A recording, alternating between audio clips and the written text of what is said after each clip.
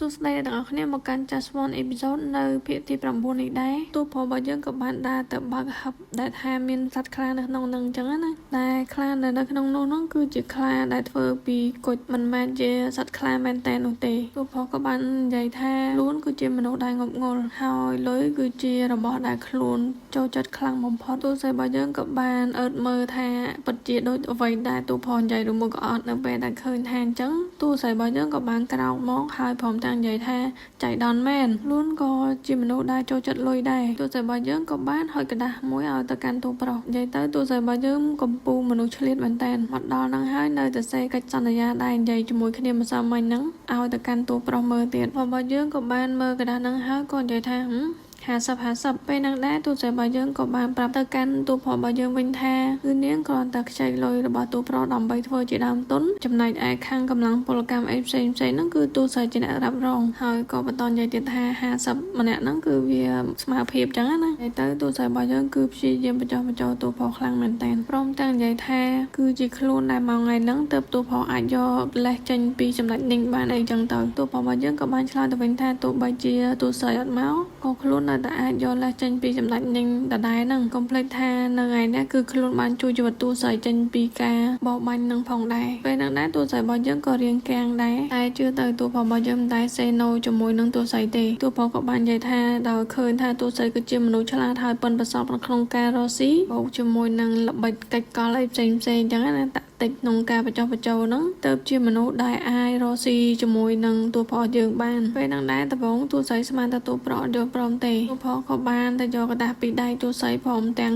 កែអញ្ចឹងណាគឺពីដំបូងហ្នឹង50ឥឡូវហ្នឹងទូប្រុសរបស់យើងកែយក90ហើយនឹង10គឺ90%បានទៅទូប្រុសហើយ10%បានទៅទូស្រីពេលហ្នឹងដែរទូស្រីរបស់យើងក៏អត់យល់ព្រមដែរហើយព្រមទាំងនិយាយថាឲ្យចុះបើសិនជាខាតទូស្រីរបស់យើងមិនត្រូវបង់ថ្លៃឲ្យទៅកាន់ទូប្រុសទៀតហើយអញ្ចឹងពេលហ្នឹងដែរទូស្រីរបស់យើងក៏គិតក្នុងចិត្តថា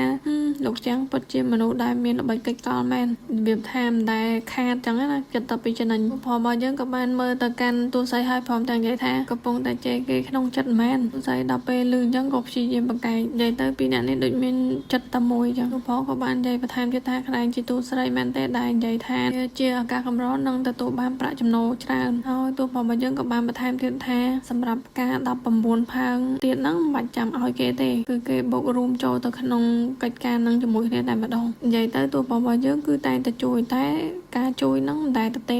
ហើយទូប្រុសរបស់យើងក៏បានហៅឈុនយូឲ្យមករៀបចំវ៉ាន់ផ្សេងដើម្បីទៅក្រុងវិញចឹងណាទូស្រីក៏បាននិយាយថានឹងឲ្យរៀបចំទៅខ្លួនជួយរៀបចំដែរចេញពីទីនេះកាន់តែលឿនកាន់តែល្អបើមើលពីទឹកមុខទូស្រីហើយនឹងទូប្រុសវិញម្នាក់គឺថាមានគំនិតរៀងខ្លួនតែម្ដងនេះបានថាប៉ះចំដៃគូដៃកង់គេហ្មងគឺខាងសម្ដេចនាងហើយនឹងព្រះនាងឯនេះវិញពេលនឹងដែរសម្ដេចនាងក៏បានស្ដីបន្ទោសទៅឲ្យព្រះនាងចឹងណាថាឥឡូវហ្នឹងស្ថិតនៅក្នុងការកាន់ទុកនៅឡើយហើយរឿងស្រូវនៅលក់យ៉ាហ្នឹងក៏ទំកើតឡើងទៀតកូនបែរជាមិននៅផ្ទះដើម្បីពិចារណាកំហុសបែរជាមកជីសេះមកភ្នំទៅវិញហើយគាត់ក៏បន្តនិយាយទៀតថាសម្រាប់គូសកលថ្មីហ្នឹងគឺគាត់បានរៀបចំហើយមិនបាច់ចាំខ្វល់ខ្វាយទេពេលហ្នឹងដែរព្រះនាងក៏បានព្យាយាមហាមឃាត់ឪពុកខ្លួនចឹងណាព្រមទាំងនិយាយថាចាំងឆាំងយ៉ាងទូប្រុសរបស់យើងហ្នឹងពេលនៅលក់យ៉ាហ្នឹងគឺគេបានបញ្ជាក់យ៉ាងច្បាស់ហើយថាអត់ពេញចិត្តជាមួយនឹងព្រះនាងទេគឺអត់ចង់រៀបការអីចឹងណាអញ្ចឹងហើយកុំឲ្យឪពុករបស់ខ្លួនហ្នឹងចាំគូជាមួយនឹងទូប្រុសអីណាមួយរឿងរ៉ាវអាស្រូវដែលកើតឡើងនៅលក់យ៉ាហ្នឹងវាបានផ្សព្វផ្សាយអត់ទៅហើយសិនបើព្រះនាងមិនយកចំនួនរបស់លីវឆឹងនោះទេវារត់ទៅកាន់តែធ្ងន់ធ្ងរទៅទៀតទៅព្រះនាងគឺព្យាយាមបញ្ចុះបញ្ចូលឪពុកខ្លាំងមែនតើព្រមទាំងនិយាយបន្តទៀតថាមើលទៅកាន់បរិះដែលនៅឆាងអានហ្នឹងដែលមានឋានៈថ្លៃថ្នូរជាមួយព្រះនាងហ្នឹងគឺសុទ្ធតែស្រដៀងនឹងទូប្រុសរបស់យើងចឹងគឺជាមនុស្សដែលពាលីអវោសាយចូលចិត្តស្រីញីអូនបងអីចឹងណាហើយពួកគេក៏មិនប្រកាសថាស្មោះស្ម័គ្រជាមួយនឹងសម្ដេចនាងនឹងដែរប៉ុន្តែគ្រួសារតកូលលាវទោះបីជាមិនមានឋានៈអីថ្លៃថ្នូរក៏អាចយកមកដើម្បីជាគ្នាបានចឹងណាតែសម្ដេចនាងក៏បាននិយាយថាកាលពី3ឆ្នាំមុនហ្នឹងគឺគ្រួសារតកូលលាវបានប្រឆាំងជាមួយនឹងគាត់តែប្រកាសមិនទៅថាគេនឹងនៅខាងយើងអីចឹងណាហើយព្រះនាងក៏បាននិយាយថាគឺខ្លួនស្គាល់ពីតកូលលាវនឹងច្បាស់គឺពួកគេសុទ្ធតែចង់តោងដើម្បីឡើងឋានៈអីផ្សេងលាវឆឹងគឺជាមនុស្សដែលឆ្លាតព្រមទាំង មានមហិច្ឆតាអញ្ចឹងអាចជួយកិច្ចការរបស់ឪពុករបស់ខ្លួនបានពេលហ្នឹងដែរសម្ដេចនាងក៏បានយល់ព្រមអញ្ចឹងណាព្រះនាងក៏បានរៀបចំឲ្យលាវឆឹងហ្នឹងមកឆាងអាននឹងផងដែរនិយាយទៅពេលនេះមិនដឹងថាក្តីស្រឡាញ់ឬមួយក៏ផលប្រយោជន៍ទេកាត់មកដល់នៅក្នុងប្រទេសដែលទូប្រុសរបស់យើងធ្វើដំណើរទៅក្រុងវិញហ្នឹងគឺទូប្រុសហើយនិងទូស្រីនៅក្នុងប្រទេសជាមួយគ្នាដែរនិយាយទៅពីអ្នកហ្នឹងឲ្យទៅនៅជាមួយគ្នាគឺសង្គ្រាមចិត្តសាស្ត្រឲ្យសុទ្ធហ្មងដោយពិបាកពេកហ្នឹងទូស្រីរបស់យើងក៏បាននិយាយថានៅក្នុងប្រទេសរបស់ទូប្រុសហ្នឹងគឺមានវត្ថុមានតម្លៃច្រើនណាស់សឹងតែអាចទិញដំណាក់មួយពីរទៅហើយទូស្រីរបស់យើងក៏បានអរគុណទូប្រុសដែរឲ្យជីជាមួយអីចឹងណាទូប្រុសរបស់យើងមើលទៅកាន់ទូស្រីហ្នឹងហើយព្រមទាំងនិយាយថាបើជ្រុលជាសម្ដែងហើយគឺត្រូវតែសម្ដែងឲ្យចប់ចុងចប់ដើមក្នុងនាមគេជាសម្ដេចនៃផ្កាដែលគឺជាមនុស្សស្រស់ស្អាតព្រមទាំងថ្លៃថ្នូរអញ្ចឹងទូស្រីរបស់យើងក៏ត្រូវតែស្អាតដែរចឹងណាទូប្រុសរបស់យើងក៏បានយកកសែងទៅជ្រលក់ទឹកពូតឲ្យទូស្រីយកទៅជូតខ្លួនជូតមុខជូតមាត់ទៅទូស្រីរបស់យើងក៏បានទទួលយកទៅជូតអីធម្មតាចឹងទៅពេលហ្នឹងដែរទូប្រុសរបស់យើងក៏បានងាកទៅឃើញអាប៉ែលជីការបស់ទូស្រីហ្នឹងព្រមទាំងឲ្យទូស្រីយកមកឲ្យខ្លួនមើលចឹងណាពេលហ្នឹងដែរទូប្រុសក៏បាននិយាយថាយកប៉ែអញ្ចឹងទៅជីកផ្កាជីកតែ2-3ថ្ងៃទៀតគឺដៃរបស់ទូស្រីប្រើអីលែងកើតហើយនៅតែធ្វើអញ្ចឹងគឺខ្លួននឹងខាតបង់ហើយនិយាយទៅគេមើលមកដូចថាមុខលុយខ្លាចតែបាត់លុយអញ្ចឹងហើយពេលហ្នឹងដែរទូស្រីរបស់យើងក៏មិនបានគិតអីច្រើនព្រោះដៃគូរ៉ូស៊ីគឺមុខលុយដូចគ្នាអញ្ចឹងណាទូស្រីរបស់យើងក៏បានប្រាប់ទៅទូប្រុសថានៅពេលដែលខ្លួនអាចមានលុយខ្លះហ្នឹងគឺខ្លួននឹងបដូរហើយបារម្ភអីគឺខ្លួនមិនឲ្យទូប្រុសយើងនឹងខាតទេនឹងបន្តនិយាយទៀតថានៅថ្ងៃក្រោយខ្លួននឹងចាត់បញ្ចែងពីកន្លែងវាលបបាញ់របស់ខាងរាជវាំងហ្នឹងមិនឲ្យមានរឿងរ៉ាវឲ្យទូប្រុសរបស់យើងហ្នឹងខាតបង់ទេនិយាយទៅបើយើងមើលតាមទឹកមុខរបស់ទូប្រុសរបស់យើងបារម្ភដែរប៉ុន្តែអត់អាចនិយាយអីជាលក្ខណៈបង្ហាញជាចិត្តជាថ្លើមបានទេគឺត្រូវតែយកលុយជាផ្លូវដើម្បីនាំមុខបើទោះបីជាបារម្ភចង់មើលថែក៏នៅតែមិនអាចបង្ហាញពីទឹកចិត្តពិតប្រាកដអីបានដែរគង់តែនិយាយគ្នាសុកៗហ្នឹងស្រាប់តែព្រះនាងក៏បានមកតន់នឹងរទេះរបស់ទូប្រុសយើងដែរព្រះនាងក៏បានសួរទៅកាន់ទូប្រុសថាឮថាទូប្រុសរបស់យើងបានចាក់ចេញជាមួយនឹងនារីស្រស់ស្អាតម្នាក់អញ្ចឹងណាហើយខ្លួនចង់ដឹងថាតើនារីស្រស់ស្អាតហ្នឹងតើស្អាតប៉ុណ្ណាទៅបានត្រូវឲ្យទូប្រុសរបស់យើងនឹងបញ្ញាម្លេះហើយទូប្រុសរបស់យើងក៏បានឆ្លើយទៅកាន់ព្រះនាងវិញថារីដែលខ្លួនយកមកហ្នឹងគឺរៀងអៀនច្រើនអីច្រើនចឹងណាទូប្រុសក៏បានសួរទៅព្រះនាងថារដងព្រះនាងទៅណាមកណាតែងតែមានអង្គរៈការពារមិនក៏លើកដឹងមកជីសេះមកតែឯងចឹងទឹកមុខមើលទៅដូចជារីករាយប្រហែលជាទទួលបាននៅអ្វីដែលខ្លួនពងប្រាថ្នាហើយពេលហ្នឹងដែរព្រះនាងក៏បានឆ្លើយទៅវិញទាំងសប្បាយចិត្តថាគឺខ្លួនឮថ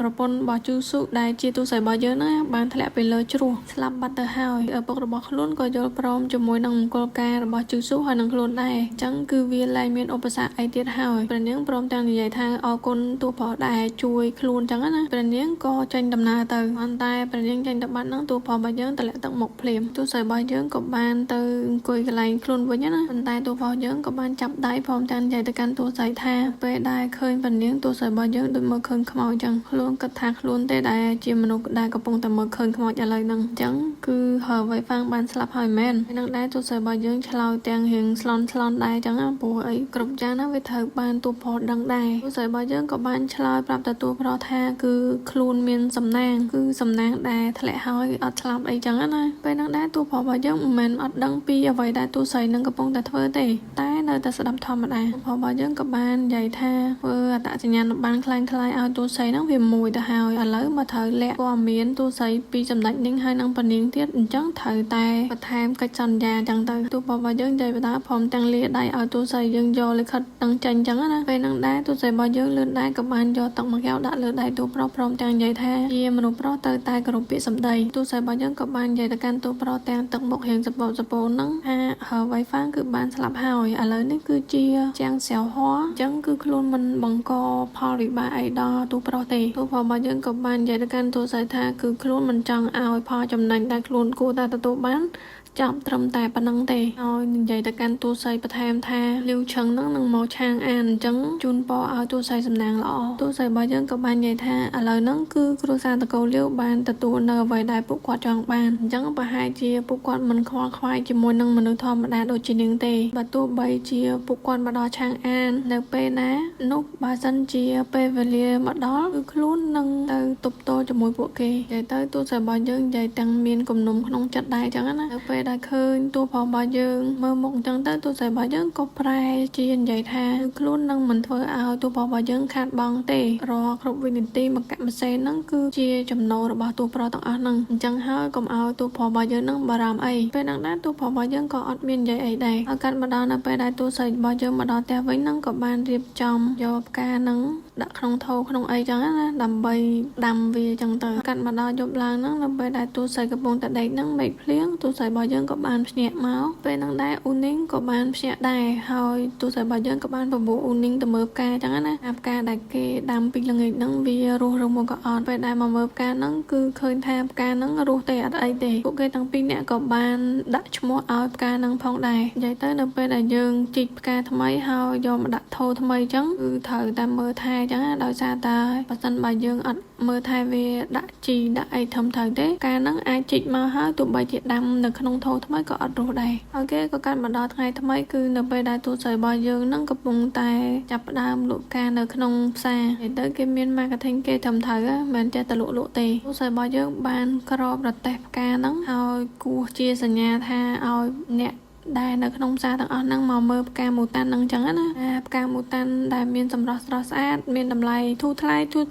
ហើយអ្នកដែលនៅក្នុងផ្សារហ្នឹងក៏បាននាំគ្នាមកមើលព្រមទាំងនិយាយថាឮថាផ្កាហ្នឹងស្រស់ស្អាតអីចឹងទៅទូស័យរបស់យើងក៏ចាប់ផ្ដើមបើកកណាត់ខ្មៅហ្នឹងមកគឺឃើញថាផ្កាពិតជាស្រស់ស្អាតមែនតើអ្នកដែលនៅផ្សារទាំងអស់គ្នាហ្នឹងគឺគាត់ក៏ពេញចិត្តជាមួយនឹងផ្កាហ្នឹងដែរព្រមទាំងនិយាយថាពីមុនផ្កាមូតាន់ឃើញរៀងសបូនគេលក់50កាក់ឥឡូវវាស្រស់បំប្រងល្អអញ្ចឹងហើយគេលក់តែ80កាក់ទេហើយពួកគាត់ក៏នាំគ្នាទិញចឹងទៅលើពីហ្នឹងទៅទៀតហ្នឹងគឺគេប្រម៉ូទថាផ្កាហ្នឹងវាមានកំណត់អញ្ចឹងបើត្រូវការទិញអីទិញឲ្យហើយទៅប្រយ័ត្នអត់តន់ចឹងណាអ្នកទាំងអស់គ្នាហ្នឹងក៏ចាប់ផ្ដើមទិញម្នាក់1ម្នាក់2អញ្ចឹងទៅទូស័យរបស់យើងមិនត្រឹមតែទទួលទិញទេណាថែមទាំងទទួលកក់ទៀតបើណាគេត្រូវការកក់អីអាចកក់ជាមួយទូស័យរបស់យើងដែរឃើញថាការរកស៊ីថ្ងៃដំបូងរបស់ទូស័យរបស់យើងគឺប្រព្រឹត្តទៅដោយរលូនមែនតើគេក៏កាត់មកដល់2 3ថ្ងៃក្រោយហ្នឹងនៅពេលដែលទូស័យរបស់យើងកំពុងតែរាប់លុយហ្នឹងអ៊ូនីងក៏បាននិយាយថាខ្លួនមិននឹកស្មានថាអាចរកលុយបានច្រើនក្នុងរយៈពេល2 3ថ្ងៃហ្នឹងអញ្ចឹងណាប្រហែលជា2 3ថ្ងៃក្រោយទៀតហ្នឹងគឺពួកគេកាន់តែអាចរកលុយបានច្រើនបន្ថែមទៀតនិយាយហើយអ៊ូនីងក៏បានគិតថាប៉ុន្តែត្រូវបង់ឲ្យទូប្រុសរបស់យើង 90% អញ្ចឹងពួកគេក៏មិនសល់អីច្រើនដែរទូស័យរបស់យើងគិតបដាហ្នឹងក៏បាននិយាយទៅកាន់អ៊ូនីងថាអ៊ូនីងមិនក៏យើងមិនជួអាគារមួយទៅអ៊ូនីងក៏បាននិយាយថាបើជួអាគារទៀតខ្លាចអត់គ្រប់អត់អីចឹងណាដោយសារតែត្រូវសងលុយទៅទូប្រុសរបស់យើងផងអីផងទូស័យរបស់យើងក៏បានឆ្លើយទៅវិញថាយើងត្រូវតែចំណាយនៅក្នុងដំណាក់កាលដំបូងនៃការរកស៊ីហ្នឹងដោយសារត្រូវតែទិញឧបករណ៍បន្ថែមហើយនឹងពូជផ្កាអីផ្សេងទៀតលើពីហ្នឹងទៀតនៅខ្ទមនេះគឺវាអត់ងាយស្រួលទេដោយសារតែពលឺថ្ងៃហើយនឹងទីធ្លាវាអត់គ្រប់គ្រាន់សម្រាប់ការដាំដុះទោះបីជាផ្កាមូតាន់នឹងអាចរស់បានក៏រស់មិនបានយូរដែរលើពីហ្នឹងទៅទៀតហ្នឹងគឺខ្លួនមិនចង់ឲ្យអ៊ូនីងហ្នឹងមកប្រវាក់វេទនាជាមួយខ្លួនចឹងណាហើយបើសិនជាពួកគេទាំងពីរអ្នកនឹងឈឺគ្រប់យ៉ាងហ្នឹងគឺត្រូវលាយហើយរលុយលែងបានអីចឹងទៅទូស័យរបស់យើងក៏បន្តនិយាយទៀតថាឲ្យតែពួកគេខំប្រឹងប្រែងលុយទាំងអស់ហ្នឹងគឺគង់តែរកបានមកវិញទៀតទេគេក៏កាន់មកដល់ថ្ងៃថ្មីដែរទូស័យរបស់យើងដើររកមើលកន្លែងដែលត្រូវជួលថ្មីពេលហ្នឹងដែរទូស័យរបស់យើងក៏បាននិយាយថាកន្លែងដែលគាត់បាននាំទៅមើលហ្នឹងគឺវាចិត្តតលេចិត្តអណ្ដូងពិតមែនប៉ុន្តែដីនៅម្ដុំហ្នឹងវារៀងរៀបអញ្ចឹងវាងាយនឹងទឹកលិចហើយលើពីហ្នឹងទៅទៀតហ្នឹងកន្លែងហ្នឹងសិតតែជាកន្លែងស្អាតអញ្ចឹងណាវាជាទីតាំងដែលរៀងខ្វះដីខ្វះអីទៅអ្នកនាំហ្នឹងក៏និយាយថាការជ្រើសរើសពីកន្លែងរស់នៅថ្មីគឺត្រូវតែយកកន្លែងណាដែលមានភាពងាយស្រួលក្នុងការរស់នៅអ្នកនាងចង់ទៅរកកន្លែងដែលមានស្មៅស៊ុបបន្ទប់ដែលមិនគួរចង់រស់នៅមែនពេលហ្នឹងដែរទូស័យរបស់យើងក៏បាននិយាយថាប្រហែលជាអ្វីដែលពូនឹងណែនាំមកប្រហែលជាវាអត់មានអីដែលត្រូវចិត្តទូស្រីទេនៅពេលហ្នឹងដែរលោកពូនឹងគាត់ក៏បាននិយាយថាគឺនៅមានកន្លែងមួយទៀតហើយគាត់ក៏បាននាំទូស្រីរបស់យើងទៅមើលកន្លែងហ្នឹងទូស្រីរបស់យើងនៅពេលដែលចូលមកដល់កន្លែងហ្នឹងគឺដើរមកមុនគេគឺទៅជីកដីថាដីហ្នឹងអាចដាំផ្កាបានអត់ចឹងណាពេលដែលមើលថាដីហ្នឹងប្រហែលជាអាចដាំផ្កាបានទូស្រីរបស់យើងក៏បានក្រោកឈរឡើងហើយព្រមទាំងទៅនិយាយចរចាជាមួយនឹងអ្នកដែលនាំមកនឹងថាកន្លែងហ្នឹងវាមើលទៅដូចជាមិនគួរឲ្យចង់រស់នៅសោះ និយាយទៅតាក់តិចគេបងហើយអ្នកនាំមកហ្នឹងក៏និយាយថាទីតាំងហ្នឹងគឺល្អណាស់ដោយសារតែជាប់នឹងដំណាក់របស់ទូផលរបស់យើងពេលហ្នឹងដែរទូសិស្សរបស់យើងធ្វើជាស្លន់ស្លោព្រមទាំងនិយាយថាឮគេថាគ្មានណាគេចង់មកធ្វើជាអ្នកចិត្តខាងជាមួយនឹងសម្ដេចផ្កាហ្នឹងទេហើយបើសិនជាពួកខ្លួនមករស់នៅម្ដុំហ្នឹងតិចមានបញ្ហាញ៉ៃញ៉ៃអីចឹងណារស់ម្នាក់ហ្នឹងក៏បានបកស្រាយថាអត់ទេផ្ទះនេះនៅឆ្ងាយពីដំណាក់ដែលទូប្រុសរស់នៅវាគ្រាន់តែជាប់នឹងច្បារខាងក្រៅផ្ទះរបស់ទូប្រុសតែប៉ុណ្្នឹងទេអញ្ចឹងគឺធានាថាស្ងប់ស្ងាត់គ្មានពីណាគេមករំខានទេនិយាយទៅទឹកមុខទូសិស្សយើងបកកែសម្ដែងសាហាវបើទោះបីជាខ្លួនរកកន្លែងដែលខ្លួនពេញចិត្តត្រូវក៏ដោយទឹកមុខទូសិស្សធ្វើដូចផិតភ័យអញ្ចឹងណាទូសិស្សរបស់យើងក៏បានមើលមុខអ៊ូនីងព្រមទាំងនិយាយថាចាំតិចចាំខ្លួនគិតមើលសិនព្រមទាំងដឹកដល់អ៊ូនីងទៅនិយាយគ្នាទូសិស្សរបស់យើងបានប្រាប់ទៅអ៊ូនីងថាបើយើងធ្វើជាអ្នកចិត្តខាងជាមួយនឹងទូប្រុសហ្នឹងហើយរក្សាតំណែងតំណងល្អនោះនឹងងាយស្រួលក្នុងការខ្ចីលុយទូប្រុសយើងបន្ថែមទៀតនិយាយទៅសាហាវហ្មងពេលគេនិយាយគ្នាត្រូវហើយនីងក៏បាននិយាយម្ដងថាឃើញអត់នៅហ្នឹងគឺជាកន្លែងដែលវាស្ងាត់ចឹងណាគួរឲ្យខ្លាចហើយផ្ទះហ្នឹងក៏មិនសូវជាស្អាតដែរអញ្ចឹងហើយតែតម្លៃជួលហ្នឹងរៀងធូរថ្លៃបានហើយចឹងណាសិស្សរបស់យើងក៏បានបន្ទោតាមក្រៅថាមែនហ្នឹងចុះថ្លៃតិចទៅអីចឹងទៅបរិមម្នាក់ហ្នឹងក៏និយាយថាយល់ព្រមទុកចិត្តលើគេទៅគេនឹងឲ្យតម្លៃទៀតទៅកាន់ពួកគេទាំងពីរនាក់ហើយកាត់មកដល់ខាង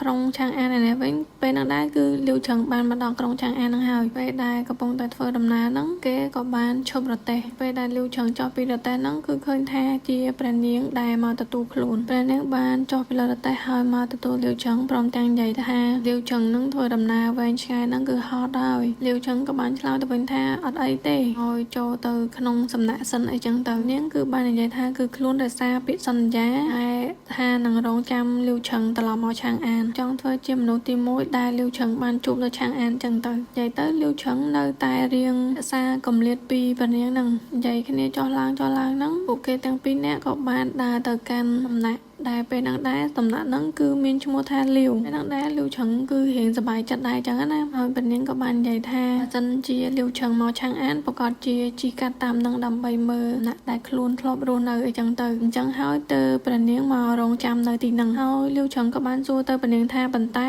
ឯងតំណាក់លាវហ្នឹងគឺត្រូវបានលក់ចេញពេលដែលខ្លួនត្រឡប់ទៅលក់យ៉ាងវិញហើយនាងក៏បានឆ្លើយទៅវិញថាគឺខ្លួនបានទិញត្រឡប់មកវិញអីចឹងទៅព្រះនាងក៏បានបន្តនិយាយទៀតថាខាងអានប្រៀបដូចជាការរបស់ពួកគេទាំងពីរនាក់អញ្ចឹងហើយតែលាវឆឹងនឹងព្រមនោះពួកគេទាំងពីរនាក់នឹងត្រឡប់មកត្រូវគ្នាដោយដើមវិញអីចឹងទៅនិយាយទៅមានអ្នកបម្រើអីត្រឹមត្រូវណាមិនមែនមានតែដំណាក់ធម្មតាទេហើយលាវឆឹងក៏អរគុណព្រះនាងក៏បានឆ្លើយថាឲ្យតែលាវឆឹងនឹងសប្បាយចិត្តហើយពួកគេទាំងពីរនាក់បានចូលទៅមើលនៅក្នុងដំណាក់នឹងផងដែរពេលហ្នឹងដែរព្រះនាងបាននិយាយថាដំណាក់ដែលគេរៀបចំឲ្យលាវឆឹងនឹងគឺវាតូចចង្អៀតទៅនាងរៀបចំឲ្យលាវឆឹងមកនៅដំណាក់ចាស់អញ្ចឹងទៅកុំឲ្យលាវឆឹងប្រមាថសម្រាប់ខ្លួនហើយព្រះនាងខ្លួនឯងផ្ទាល់ហ្នឹងក៏រៀងធូរចិត្តអញ្ចឹងណាហើយព្រះនាងក៏បានបន្តនិយាយទៀតថាឪពុករបស់ខ្លួនហ្នឹងគឺបានទៅនិយាយជាមួយខាងមន្ត្រីហើយនឹងឲ្យលាវឆឹងហ្នឹងទទួលតួនាទីជាអនុមន្ត្រីសិនថ្ងៃក្រោយទៀតហ្នឹងចាំគេតែងតាំងបន្ថែមទៀតពេលហ្នឹងដែរលាវឆឹងក៏បាននិយាយថាយូចិនគឺបងបានប្រាប់អូននៅក្នុងសម្បត្តិរួចរាល់ហើយឆ្នាំនេះគឺបងត្រូវតែប្រឡងចូលជាមន្ត្រីដោយប្រើចំណេះដឹងដែលបានរៀនរយៈពេល5ឆ្នាំមកហ្នឹងបីទទួលបានឈ្មោះជាមន្ត្រីមិនដូច្នេះទេគឺខ្លួនមិនអាចរស់នៅដោយស្ងប់ចិត្តបានទេហើយក៏បន្តនិយាយទៀតថាបើសិនជាខ្លួនយកឋានៈហ្នឹងចុះការសិក្សាដែលខ្លួនបានខិតខំប្រឹងប្រែងហ្នឹងវាមិនទៅជាអត់ប្រយោជន៍ទៅហើយទេពេលហ្នឹងដែរព្រះនាងបានឆ្លើយមកវិញថាខ្លួនដឹងថាលាវឆឹងហ្នឹងគឺជាមនុស្សពូកែមនុស្សដែលមានមហិច្ឆតានិងមានភាពវៃឆ្លាតចឹងណាតែបើសិនជាប្រឡងចូលជាមន្ត្រីនោះលាវឆឹងនៅត្រូវធ្វើជាមន្ត្រីដាក់តូចមកវិញចឹងហើយវាចំណាយពេលយូរហើយទេពកោសល្យសមត្ថភាពដែលលាវឆឹងចង់បង្ហាញហ្នឹងក៏វារៀងពិបាកដែរអញ្ចឹងហើយនៅពេលដែលយើងមានឋានៈធំការបញ្ចេញមតិយោបល់អីផ្សេងក៏វាងាយស្រួលទៅតាមនឹងដែរលាវឆឹងមិនគិតអញ្ចឹងទេហើយព្រះនាងក៏បានបន្តនិយាយទៀតថាឋានៈគឺជាអនុមន្ត្រីហ្នឹងគឺស័ក្តិសមជាមួយលាវឆឹងហើយណាមួយទៀតខ្លួនគឺមិនចង់ចេញឆ្ងាយពីលាវឆឹងហ្នឹងទេនិយាយហើយព្រះនាងក៏បានយកស្លាកបញ្ជាមាសមួយចេញពីអាវហ្នឹងឲ្យទៅលាវឆឹងស្លាកបញ្ជាហ្នឹងគឺអាចចេញចូលដំណាក់ សម្ដេចនាងបានធម្មតានិយាយរួចហើយព្រះនាងបានដើរទៅអោបលាវឆឹងព្រមទាំងនិយាយថាខ្លួនបានទន្ទឹងរង់ចាំពេលវេលានេះជាយូរមកហើយឥឡូវហ្នឹងគឺវាបានមកដល់ហើយដល់នេះលាវឆឹងអត់មាននិយាយប្រកាយទេក៏អោបព្រះនាងវិញអញ្ចឹងទៅមើលទៅតាមទឹកមុខរបស់លាវឆឹងនៅពេលហ្នឹងវិញគឺរបៀបថាចង់ប្រកាយក៏ប្រកាយមិនបានអញ្ចឹងមានតែទៅតាមហ្នឹងសិនហើយគេក៏កាត់មកដល់ដំណាក់ហិរញ្ញវត្ថុដែលលាវឆឹងត្រូវធ្វើការនៅហ្នឹងអញ្ចឹងណាគាត់ក៏បានហៅលាវឆឹងថាលោកម្ចាស់លាវអនុរដ្ឋមន្ត្រីនៅកន្លែងហ្នឹងក៏បានណែនាំលាវឆឹងពីកន្លែងដែលត្រូវធ្វើការគាត់ក៏ប្រាប់ទៀតថាកន្លែងហ្នឹងគឺជាកន្លែងដែលគាត់ធ្វើការពីមុនអញ្ចឹងកុំឲ្យលាវឆឹងប្រកែប្រកាន់អីចឹងទៅលាវឆឹងក៏បាននិយាយថាខ្លួនត្រឹមតែជាមន្ត្រីតាក់ទី6ទេអញ្ចឹងគួរតែនៅរួមគ្នាជាមួយអ្នកផ្សេងអញ្ចឹងណាមិនគួរណាមកនៅណាក់ហ្នឹងទេវាមើលទៅមិនស័ក្តិសមហើយលោកអនុរដ្ឋមន្ត្រីហ្នឹងគាត់ក៏បាននិយាយថាកុំនិយាយអញ្ចឹងលាវឆឹងហ្នឹងគឺជាអនាគតកូនប្រសាររបស់សម្ដេចនីងអញ្ចឹងហើយត្រូវហៅលោកលាវហ្នឹងគឺវាស័ក្តិសមហើយគាត់ក៏បាននិយាយបន្តទៅថាជួយនិយាយល្អពីគាត់នៅចំពោះសម្ដេចនីងផងនិយាយទៅពេលហ្នឹងលាវឆឹងឡើងកាំងដែរអញ្ចឹងដោយសារតែគ្នាថ្មីនៅកន្លែងហ្នឹងហើយលាវឆឹងក៏បាននិយាយថាកុំធ្វើអញ្ចឹងអីគេមកនេះគឺជាមនុស្សថ្មីហើយក៏មកដើម្បីរៀនសូត្រពីគេដែរអញ្ចឹងណាអញ្ចឹងត្រូវឲ្យគាត់ជួយណែនាំផងអនុរដ្ឋមន្ត្រីហ្នឹងក៏បានឆ្លើយមកវិញថាដាច់នីងថ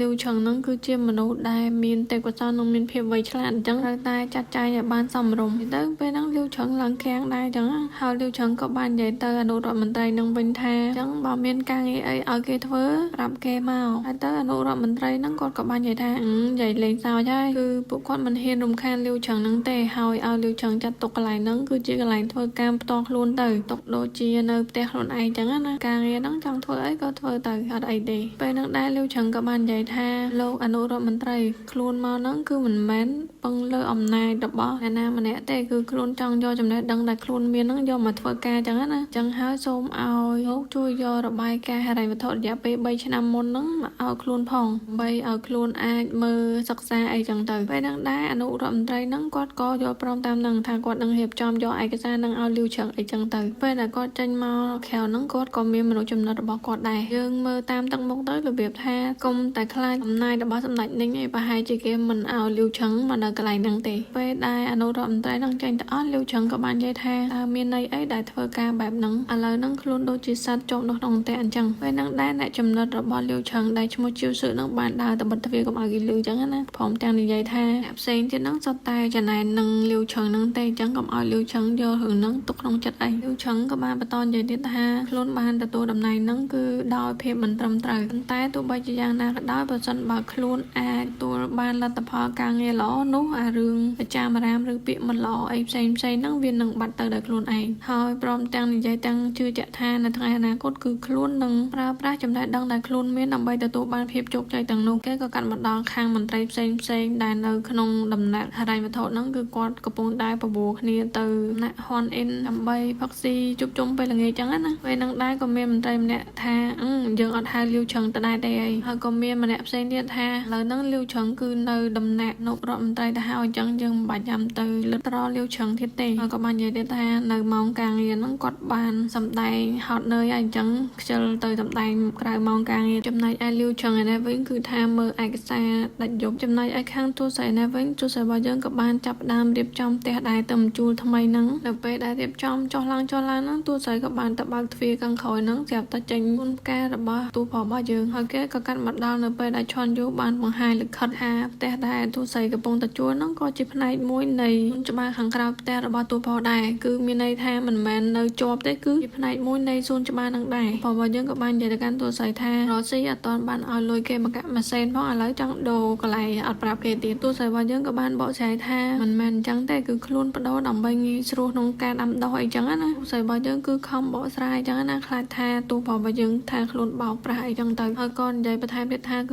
ឺដីនៅកន្លែងហ្នឹងវាល្អងាយស្រួលក្នុងការដាំដុះឲ្យកាន់តែមានប្រសិទ្ធភាពព្រមទាំងបញ្ជាក់ថែមទៀតថាខ្លួននឹងបង់លុយឲ្យទូប្រុសនៅចុងខែនឹងតាន់ពេលកុំឲ្យទូប្រុសនឹងបារម្ភអីពេលហ្នឹងដែរអ៊ូនីងក៏បានស្រែកប្រាប់ទូស័យថាសយហើយគឺអ្នកដែលនាំពួកគេមកមើលផ្ទះហ្នឹងគឺបានរត់ទៅហើយពេលហ្នឹងដែរទូស័យរបស់យើងពិតជាខឹងមែនតើហើយក៏បានជេរពីបេម៉ាត់ដែរចំណែកឯទូប្រុសរបស់យើងវិញគឺថាមហាឌឺទូប្រុសរបស់យើងក៏បាននិយាយថានារីម្នាក់បានធ្វើដំណើរមកទីក្រុងឆាងអានតន់បានសាងគេឈ្មោះផងត្រូវបានគេបោកប្រាស់ឡើងពី3ដងទៅហើយពិតជារឿងដែលគួរឲ្យ ឲ្យចាប់អារម្មណ៍មែនតែនទូផងរបស់យើងក៏បាននិយាយទៅកាន់តួស្រីទៀតថាមូតាននាងមិនត្រូវចោះចាញ់ជាមួយនឹងរឿងហ្នឹងទេត្រូវតែយករឿងហ្នឹងទុកជាមេរៀនកុំឲ្យមានថ្ងៃក្រោយទៀតឲ្យត្រូវតែខិតខំធ្វើការដើម្បីរលុយនិងកុំភ្លេច 90% នៃប្រាក់ចំណូលហើយនឹងតួស្រីរបស់យើងគ្មានអីនិយាយទេហើយនឹងដែរតួផងរបស់យើងក៏ឲ្យឆនយូហៅអ្នកផ្សេងមកទៀតមកដើម្បីឲ្យជួយរើអីវ៉ាន់នឹងឆាប់ហៅអញ្ចឹងណាព្រោះស្រីទៅ2នាក់ដឹងថាពេលណាបានរើរួចទេពេលនឹងដែរតួស្រីរបស់យើងក៏បាននិយាយថាលោកចាងគឺខ្លួនពិតជាត្រូវបានគេបោកប្រាស់ពិតមែនតែដំណាក់ចាងក៏ត្រូវតែចូលរួមក្នុង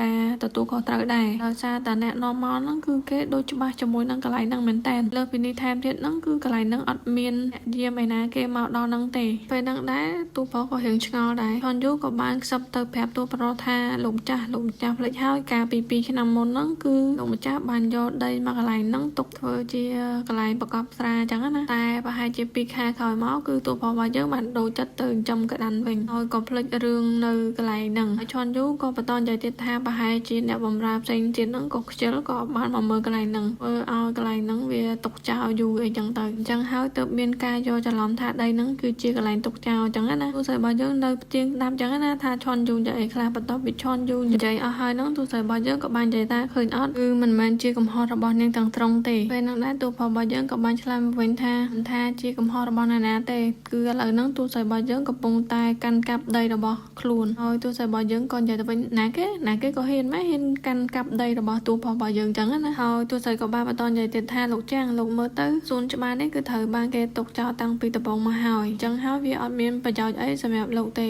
េតែបើសិនបើលោកជួយឲ្យពួកយើងបានគឺពីរបស់អត់ប្រយោជន៍ទៅជាមានប្រយោជន៍វិញហើយក៏ទទួលបានប្រាក់ចំណូល2តង់ផងដែរនិយាយទៅតួស្រីរបស់យើងគឺព្យាយាមបញ្ចុះបញ្ចូលតួប្រុសមែនតើកាយវិការផងអីផងដើម្បីឲ្យតួប្រុសរបស់យើងព្រមក្នុងការជួលផ្ទះនឹងឲ្យអញ្ចឹងណាតួស្រីរបស់យើងក៏បានដើរទៅចិត្តតួប្រុសព្រមទាំងនិយាយថាលោកចាងយើង2នាក់សុទ្ធតែជាមនុស្សដែលស្រឡាញ់លុយហើយលោកក៏មិនចង់ឲ្យការវិនិយោគរបស់លោកខាតដែរមិនអញ្ចឹងហើយនឹងដែរតួប្រុសរបស់យើងបានធ្វើជាខឹងព្រមទាំងនិយាយថាតើតួស្រីរបស់យើងនឹងចង់ធ្វើស៊ីគេមែនពេលនឹងដែរតួស្រីរបស់យើងខំកាច់ឡើងលឿនថាមិនចឹងទេខ្លួននឹងបងលុយឲ្យតួប្រុសតនពេលវេលាកុំបារម្ភអីតួស្រីក៏បានបបាយសាច់រឿងថាតើតួប្រុសរបស់យើងនឹងបានយកហើមផ្កាមូតាន់ដែលខ្លួនបានប្រចាំនឹងមកដំណាក់ចាំងហើយនៅគឺរយៈហ្នឹងតួស្រីរវល់ពេកអត់បានទៅមើលថែចឹងណាហើយតែឥឡូវហ្នឹងវា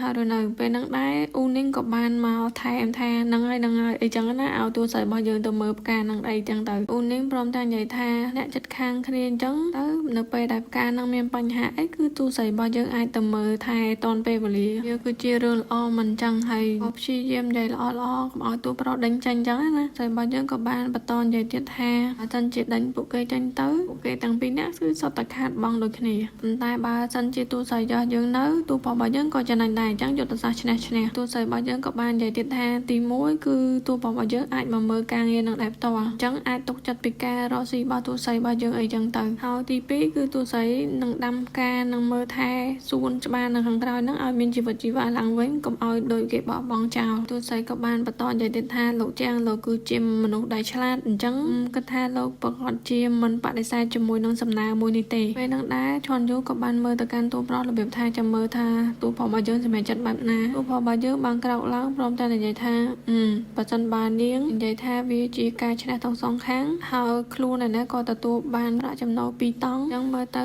ការចាគ្នា 90% ហ្នឹងគឺតួស្រីរបស់យើងគ្មានបញ្ហាទេតួស្រីរបស់យើងក៏បានឆ្លើយទៅវិញយ៉ាងជឿជាក់ថាប្រកបណាស់ហើយតួប្រុសរបស់យើងក៏ឲ្យឆនយូចាំមកយកលុយពីតួស្រីរបស់យើងកុំឲ្យបាត់មកម៉ាស៊ីនហួសថ្ងៃឲ្យសោះបើសិនជាហួសថ្ងៃគឺត្រូវតែដេញចេញតួស្រីរបស់យើងក៏បានឆ្លើយថាយើងទទួលបានហើយតួប្រុសរបស់យើងក៏បាននិយាយថាឲ្យពួកគេទាំងពីរនាក់រស់នៅទីហ្នឹងឲ្យបានសុខស្រួលទៅព្រមទាំងនិយាយថាខ្លួនឥឡូវមិនត្រឹមតែជាម្ចាស់បំណុលទេថែមទាំងជាម្ចាស់ផ្ទះជួលទៀតអញ្ចឹងហើយជាងសហព័ន្ធយើងត្រូវតែខិតខំប្រឹងប្រែងនិយាយចប់តួប្រុសរបស់យើងក៏បានដើរចេញទៅពេលដើរចេញទៅហ្នឹងតួប្រុសរបស់យើងក៏បាននិយាយថាតាណាគេក៏ហ៊ា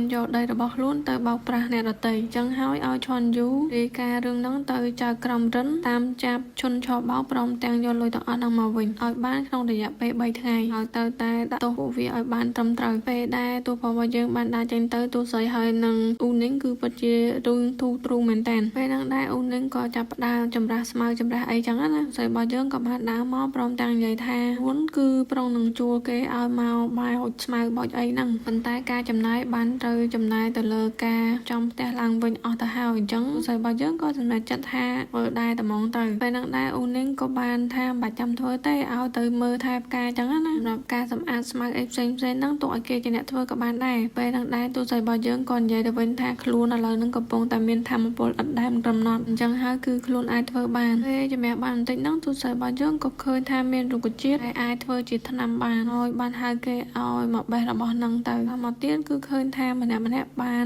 2-3កធគាត់ព្រមទាំងនិយាយថា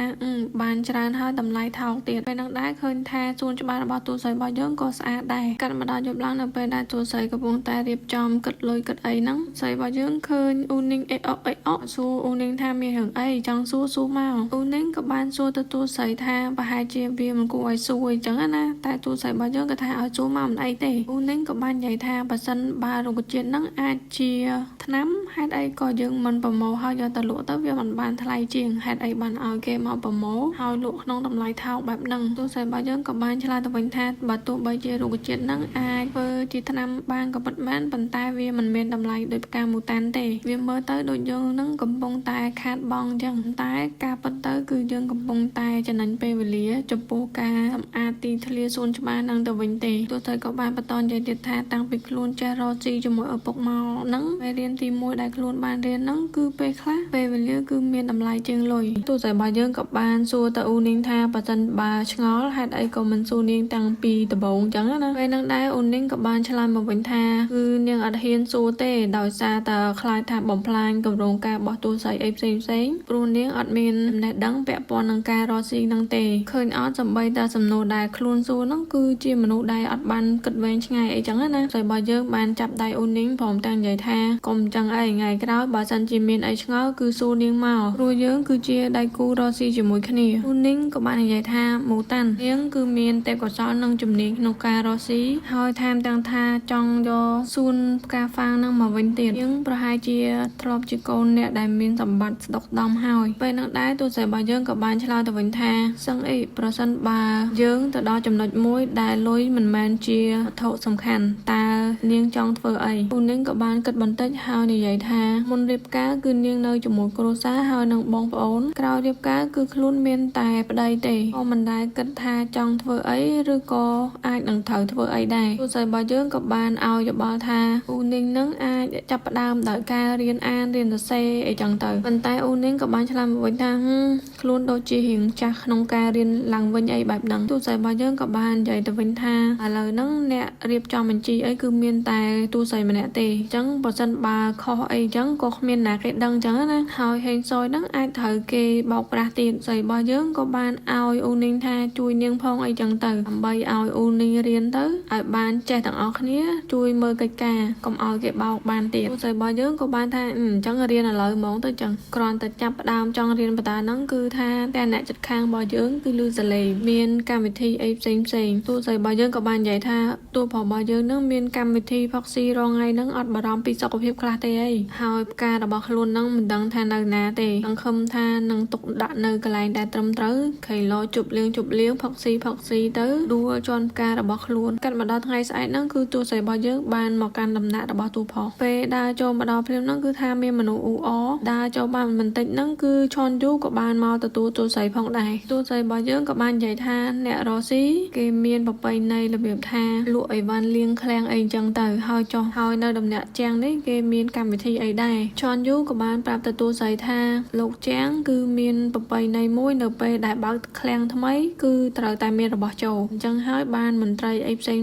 មកយករបស់ដាក់នៅក្នុងឃ្លាំងរបស់ទូប្រុសឈុនយូក៏បាននាំទូស្រីរបស់យើងមកកាន់អាគារធំហើយទៅគេមានរបស់របរច្រើនមែនតើដែលឲ្យមកកាន់ទូប្រុសចឹងណាប្រសិនបើរបស់នោះមានតម្លៃលើសពី100ដំឡឹងទៅបានគេអាចជួបទូប្រុសបានពេលហ្នឹងដែរក៏មានបរិសម្នាក់បានយកវត្ថុមួយហ្នឹងចូលមកឈុនយូក៏បានដើរទៅប្រាប់បរិសហ្នឹងថា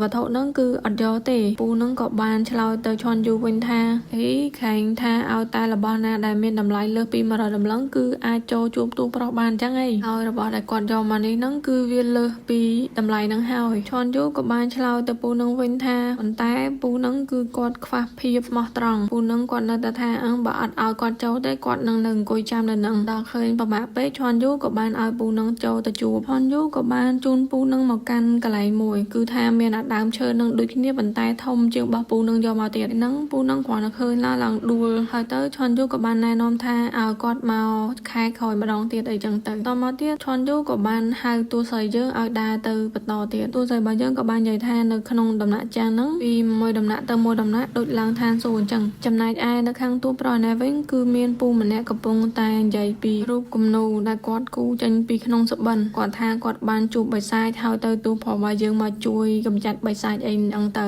ហើយទៅទូប្រុសរបស់យើងក៏បាននិយាយថាអញ្ចឹងបានទូប្រុសរបស់យើងដេកអត់លក់សោះរយប់ដោយសារតែរបបទៅចាប់បិសាចឲ្យគាត់ហ្នឹងនិយាយទៅពូនឹងគាត់និយាយលើកជើងលើកដៃឲ្យទូប្រុសចឹងថាទឹកចិត្តរបស់គាត់ខំឲ្យទូប្រុសអញ្ចឹងទូប្រុសរបស់យើងគួរតែមានឲ្យទៅវិញពេលហ្នឹងដែរទូប្រុសរបស់យើងក៏បានយកប្រអប់មួយឲ្យទៅគាត់ពេលបើកមកហ្នឹងឃើញថាគឺជាកដោបទូប្រុសរបស់យើងក៏បាននិយាយថាកដោបហ្នឹងគឺជារបស់សំណប់ប្រុសរបស់យើងក៏បានបន្ថែមទៀតថាឲ្យកដោបហ្នឹងជួយទៅវាយបិសាចនៅក្នុងមកដល់ខាងទូស្រីនេះវិញទូស្រីរបស់យើងក៏បានសួរទៅឈុនយូថាអញ្ចឹងតើដំណាក់ជាងនឹងមានកម្មវិធីហ្នឹងនៅថ្ងៃទី15ទៀតខែក្រោយមែនឈុនយូក៏បានឆ្លើយថាអត់ទេទូស្រីរបស់យើងក៏បាននិយាយថាអញ្ចឹងតើរើតាណាមែនឈុនយូក៏បានឆ្លើយទៅវិញថាគឺជាថ្ងៃរើអីវ៉ាន់ម្ដងគឺរើពីឆ្វេងទៅស្ដាំពីមុខទៅក្រោយអីចឹងទៅទូស្រីរបស់យើងរបៀបថាអីមានចឹងទៀតទូស្រីរបស់យើងក៏បាននិយាយទៅកាន់ឈុនយូថាឃ្លាំងហ្នឹងគឺដូចជាបេះដូងរបស់ទូប៉ចឹងគឺថាអត់ចេះគ្រប់គ្រាន់ទេទូស្រីរបស់យើងក៏បាននិយាយថា